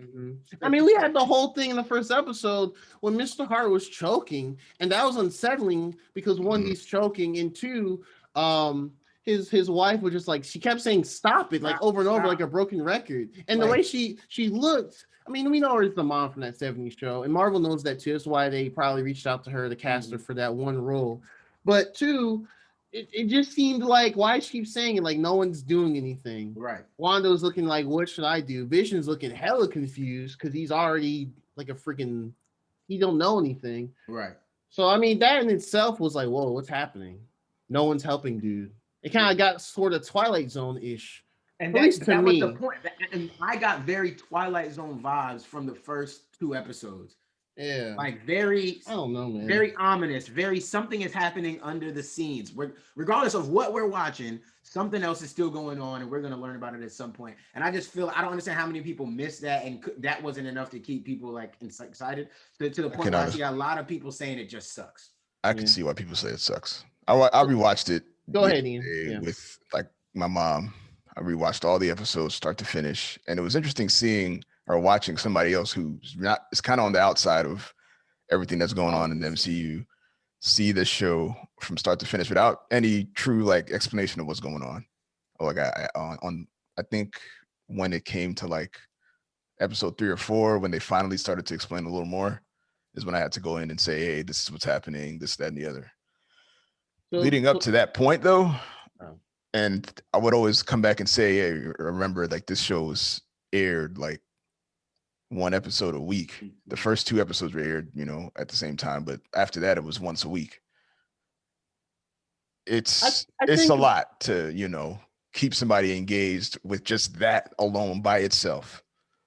It just being the show in the 50s. It's hard. It's hard. It's hard. It just is. Especially if you're not like a super fan, you know what I mean? Somebody who's like, who understands what's going on and what's to come. So here's just to take it at face value. it's here's a lot. so here's my thing. I agree with you in that if maybe you have no idea what's going on, It could be too far out, and it's like. but those aren't the people I'm talking about. I'm talking about these are people who read comic books, claim they are Marvel fans, like Marvel. They claim they're Marvel heads. So you know that something has to be going on. When you hear the name Agnes, that should have you being the Marvel head. That should have clicked. Oh, Agatha Harkness. All half of this stuff should have been clicking for you if you was really Marvel gang like that from the rip. So you would have been known like, oh, I already get the vibes of what's going on here. Like she's a relevant character. You know what I'm saying? Like, and we got the first 2 episodes, which people say suck. We got those at the same time. Well, okay, and then I'll say this So for they're those out people the way already.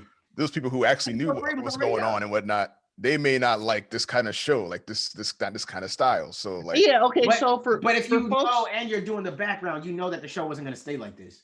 I mean, but you could still think that those 2 first episodes were trash just because you don't like that style of show. So I'll say that is a valid point outside whether you like Marvel or not, because I talked to some of the guys in chat. I don't know if you saw it.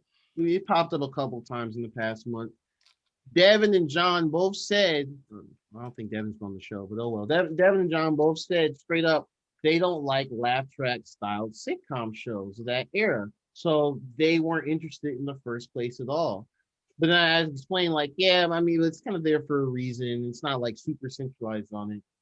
John was like, I'll probably binge it when it comes out later, but I'm curious what you'll think after you binge it, because I feel like half the show's appeal will be gone if you binge it. I guarantee people are going to say the first 2 episodes were kind of rough to get through, but eventually start to pick up.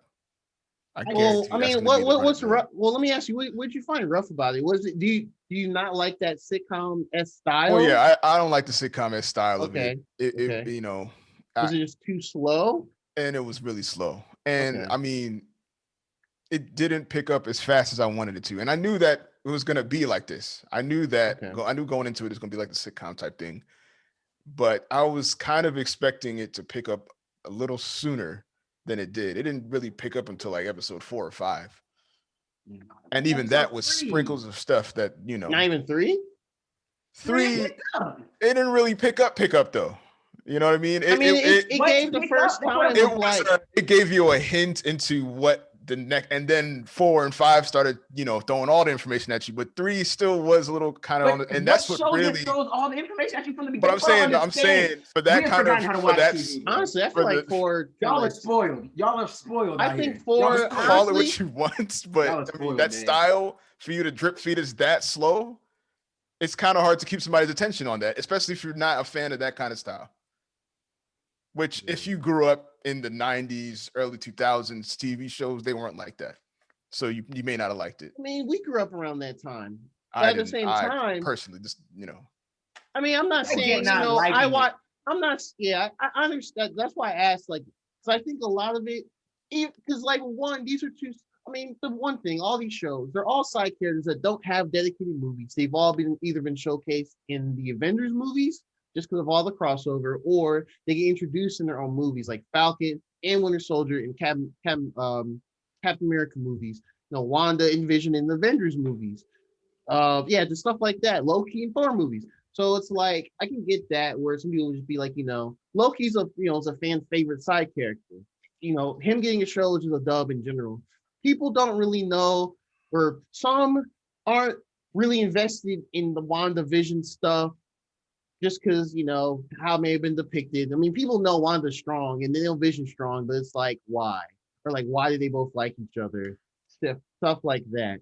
So I can get that. I can get the sitcom stuff. That can be a different flavor. I mean, I think it was a really huge risk. And again, the fact that given circumstances, this show was first to come up on Disney Plus. It was a huge risk as well. Because that's why their first episodes, I believe, will probably happen within the past, it's February, March now, the past 8 months or so when they were working on the show and they got, the stuff shot and they were probably doing testing showings wherever they do, like Hollywood or whatever.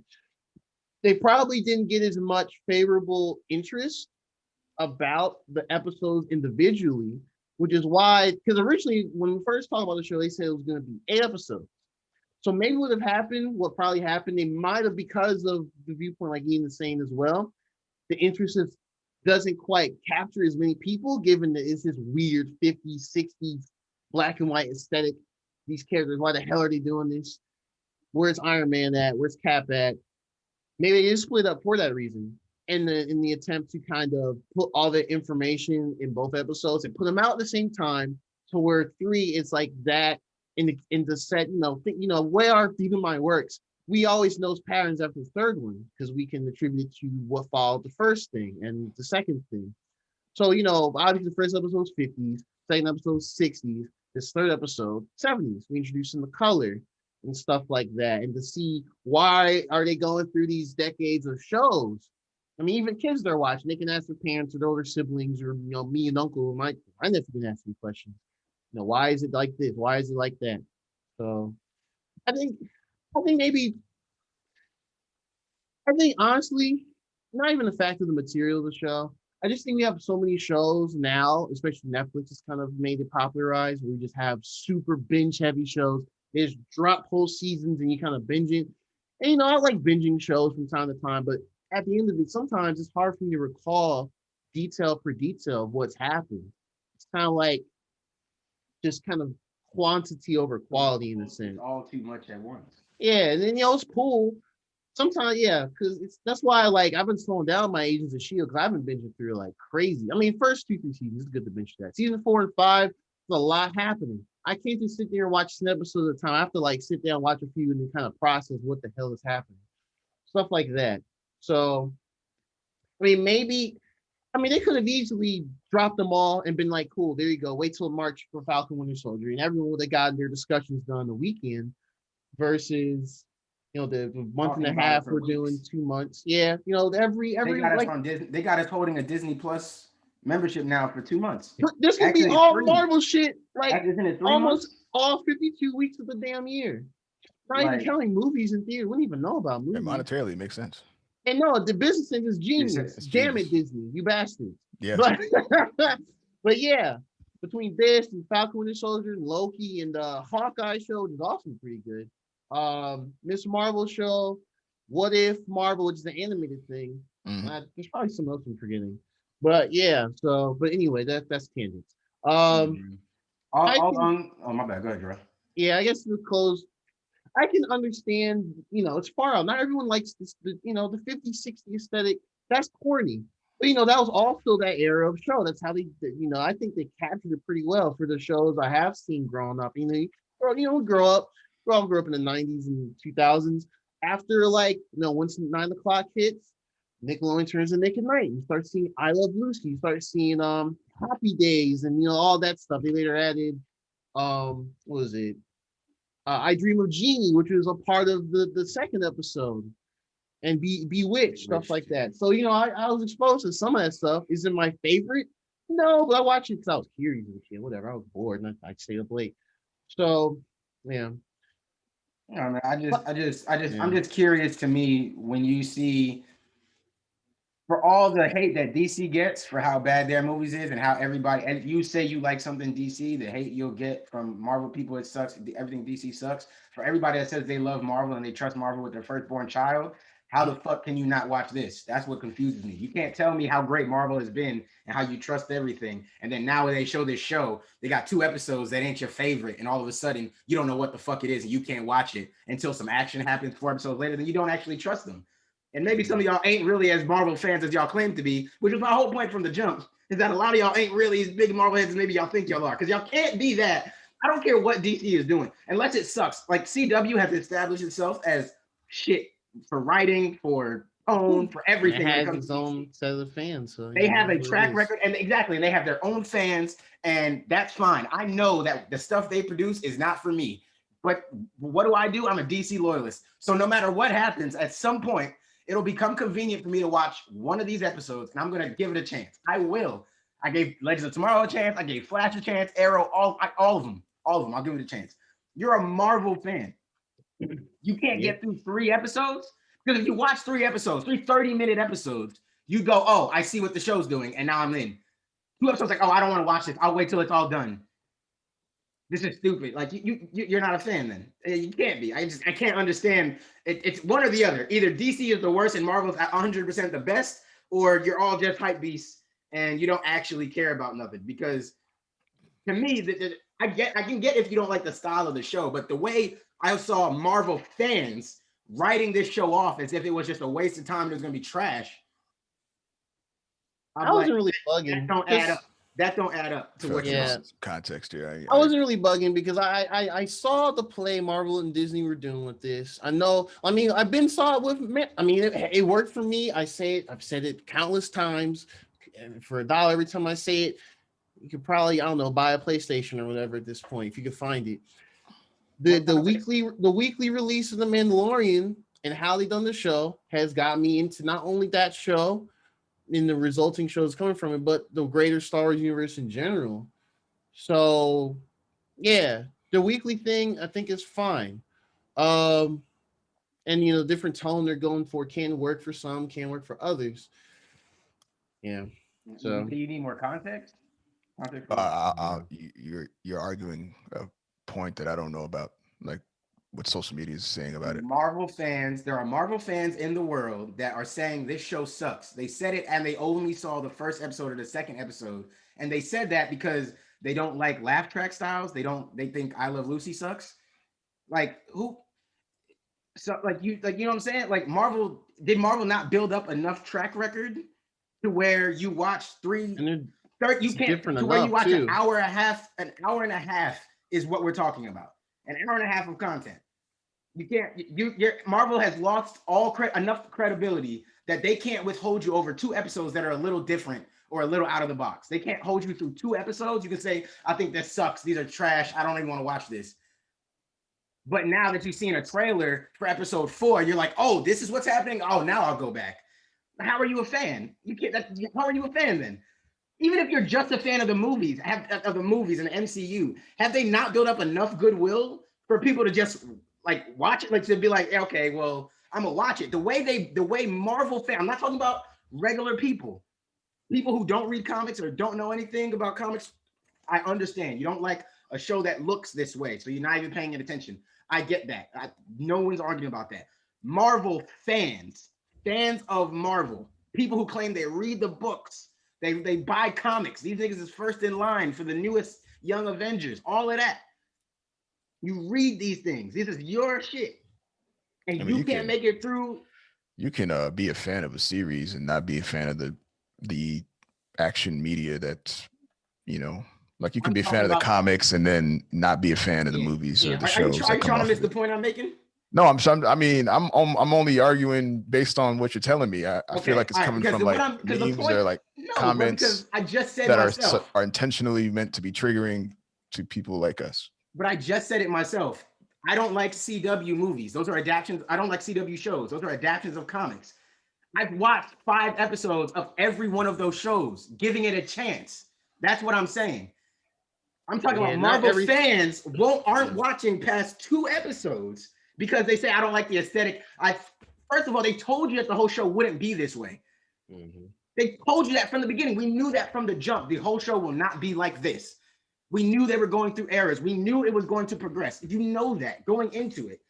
And Marvel fans are on the internet and all around saying this show sucks, giving it bad scores, giving bad reviews, talking about how they don't like it. But the second episode 3 and 4 came out. Well, 3 started a little bit of the change. But 4 was when you saw the big, the show's good now. Just get to episode 4. It's good then. And I'm like, you guys swore you were Marvel fans. Not I just watch a Marvel on the side. Like these are people when I would post DC's better than Marvel, they want to come argue with me. Those type of people are now telling me that they can't watch 2 30-minute episodes of a show because they don't like a laugh track. Now I don't get it. Now this show is trash. And I'm arguing for Marvel here, which is crazy because I don't care about these niggas that much. But this show, like I can't understand how your own fans can't watch 2 episodes without saying it's trash. Every show, every CW, DC show I tell you is trash, I've seen 5 episodes of it. At minimum, 5. How are Marvel fans not doing the same thing? That's where I'm getting confused. I guess I never listen to people outside of comic book space. I don't care what people who don't read comic books say. I guess they just got different criteria than you. I mean, I know people who have never seen any of the Harry Potter movies, but they love the Harry Potter series and they love Harry Potter books. but they just don't like the movies. Does that mean that they're not Harry Potter fans? No. I think that's different. One, because the movie's a longer commitment time, and two, you can just not like the casting at all. I could understand that. If you're a fan and you say you don't like the casting in this, then fine. But there are people saying the show is trash.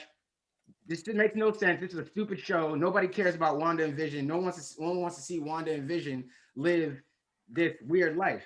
When they were giving you House of M references from the first one. So if you're a fan, you gotta at least see where they're going. Like, give it three. Like, that's what I'm saying. Like, that's why I'm only using shows. That's why I try not to use a movie, because at the very least, don't 3 to 4 episodes. 2 hours. 2 hours. 2 hours is what you're saying. At the very least, just don't write it off. Like, they wrote this show off like bad. I know maybe you probably didn't see it as much because you're not on social media. Maybe I didn't arguing without context here, but like they wrote this. People wrote this show off really bad from the jump. There's still, I get it. If you like the show now, but you just didn't like the first 2 episodes, then fine. Okay, you didn't like the first 2 episodes. But the way people said this show was trash, like trash, from the jump, and now it's like, is there even another Marvel show that could compete for the best Marvel show right now? Live action? I think Daredevil and Punisher and wait, which one? What's the second one you said? Punisher. Oh, Punisher. Punisher was a good one too. I like the first season of Punisher. Daredevil, Luke Cage were good. Jessica Jones of those. Jessica Jones as well was a good one. I didn't get into Jessica Jones. I couldn't at first, but it's definitely a slow burn show. Yeah, I need to watch a third season. I need to watch a third season of those shows. I didn't watch any Punisher, unfortunately. And if you're coming off of those shows and then coming right into WandaVision, it's definitely a different pace that you have to adjust to. I could see if you were, but you have to be fair though. You're coming off the end of those shows into the beginning of a new one, like they're establishing something. I don't know. I just always give you a chance to establish. I mean, everybody has different patience levels. Yours is that's really what it comes down to. That's why I got, it came about the last track, so I get it. Some people just whatever. I mean, I don't know. Some will just be like, they'll just be like, nah, I'm good. I'll look for the next thing Marvel makes, or that's just how some view it. I mean, that's fine. It is what it is. I didn't see some people saying, oh, I'm not really into the show, but I didn't see like actual. I mean, I don't really know other Marvel fans online like true enough to like know their takes and everything. I'll see some people say, be like, all right, like I reached there. But that's what I'm saying. I mean, you don't have to know all personally, right? You can just search Marvel. You'll see all the takes. Like I don't. I mean, you be on the internet just as much. Like how do you? I don't. Maybe you just. Honestly, I searched WandaVision. I'm always looking for other takes and different theories, and I saw it all through. Just search WandaVision. Honestly, I think I just didn't search a ton of it just because I was like, I want to take the show as it goes for right now. Only people I know that just were not into it were just our friends that just weren't watching it, that have seen the Marvel movies we've seen. Some together. And if any of them ever tell me, anything about DC, if John says anything about DC, I said the same thing. Don't tell me about Marvel because you didn't trust them with WandaVision. I tell John that same thing. If you can't trust them to watch 2 30-minute episodes because you don't like laugh tracks, then don't tell me you trust Marvel over DC. You don't. You just like what we put out. You can't tell me you trust one over the other if you couldn't watch two episodes because of a laugh track. You can't tell me it's the same. It's not the same. I mean, it's not the only. That's not the only. You're hanging on the laugh track and you're hanging on like specific things. No, I'm just saying all the things. I'm just saying what y'all said. I'm just saying the same thing. Y'all not trying to add anything extra. I'm just saying the same things y'all said. But regardless, you don't like the tone of it. Whatever. You can give Marvel. Marvel deserves. I think Marvel has earned 30 minutes of our time as people. And we can be more specific if we're talking about our friend group. Marvel has earned 30 minutes of our time once a week to watch what they put out. If it's trash after 3-4 weeks, then fine. But we're talking about after the first week, because the first 2 episodes were week 1. So after the first week, everybody's like, this sucks. I don't want to watch this. This is trash. And even after 3, people were just like, I don't really see where this is going. It doesn't make much sense. While House of M references are just flying all over. I don't even know what. At the same time, I don't know how many people wouldn't be interested if you see Monica get, the whole aspect ratio change. She gets blown out of that house and she's suddenly in the real world. I don't know how many people that would be like, what the hell is this? I'm going to stop watching. I don't know how many people that would say that. That's what but even in the trailers, you just saw so much more. I'm like, how do you see a trailer for this and go? Some people just don't follow trailers. Like, I mean, we Nah, follow bro. trailers. And well, I thought this conversation shifted to like even people just we know, like even just our friends. Oh, group, just like, people we know. y'all saw the I trailer. know. Y'all saw So, the trailer. well, I think for those of us that we know that are also Marvel fans that haven't seen, maybe they just didn't watch. Okay, so I I just say I'm don't probably like the an argument that you trust Marvel over DC. That's it. That's all I'm saying. I don't care if you watch it or not. I'm not saying you're a bad person. I'm not saying you're a bad fan. I'm just saying, don't tell me going forward that you trust Marvel over DC if you can't get through two 30-minute episodes. I'll be honest with you. Even if I couldn't get through two 30-minute episodes of this show, I still would say I trust Marvel over DC. That's fine. I'll just say, don't tell me. Don't tell me. Because tell everybody else. DC hasn't given me anything noteworthy as of late. Shazam? That could even, Shazam.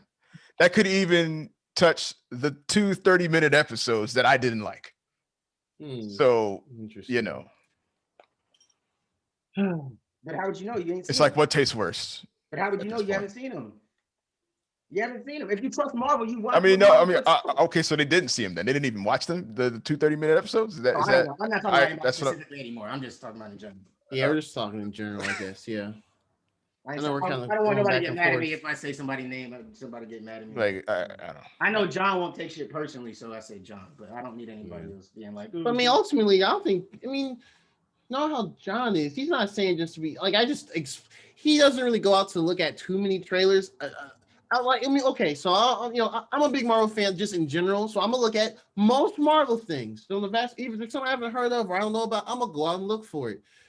John's a Marvel fan as well. However, he knows I'm the bigger Marvel fan, so he asks me questions like we know you're probably one of the bigger DC fans. I'm gonna ask you a question, or he'll ask you a question about certain DC stuff. It's just kind of how it is. And I explained to him, he's like, laugh track shit, I don't like that. And that was kind of like the wall. And I was like, okay, well, it's not gonna be like that the whole time. It's in the other. And he was like, okay, well, I'll when it's done, I'll just binge it. And I was like, okay. And that was it. I think you're the only person I really spoken to about like at length like that. And honestly, everybody in the group chat is social media to me. So I don't know anybody's voice outside of that. I don't know what people are saying beyond the group chat. Well, yeah, that's why I didn't really, honestly. So you bring these points, I can't really argue beyond that point. You know what I mean? I didn't start paying attention to social media with this show until I think since episode 4, real talk, I didn't really start paying attention to that because it didn't really pop on my feed as much. I mean, I have some mutuals who now are into Marvel like that, but not, now it's like it trends at 3 a.m. every morning Eastern time, and then it goes on all day, at least Friday, some part of Saturday sometimes. So yeah, that's kind of the level it gets to. I didn't see that in the first few episodes. So yeah, now we have more meme stuff like the Mephisto quote unquote meme. Monica's trending a lot. Pietro was trending when he first got revealed. Agatha all along was trending, which was hilarious. Before, they even made what they call it, the hash flags over there, like the very specific hashtags with the logo on the end. At the one point, they had one for Wandavision.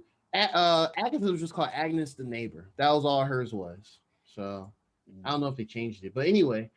Yeah. So I don't know. Yeah. So I guess to your point as well, Derek, I surprisingly I did not catch a lot of the backlash of it. I saw some of it on Reset Era and some of those threads. We were just like, I wasn't really feeling it or whatever. Hell, you know what?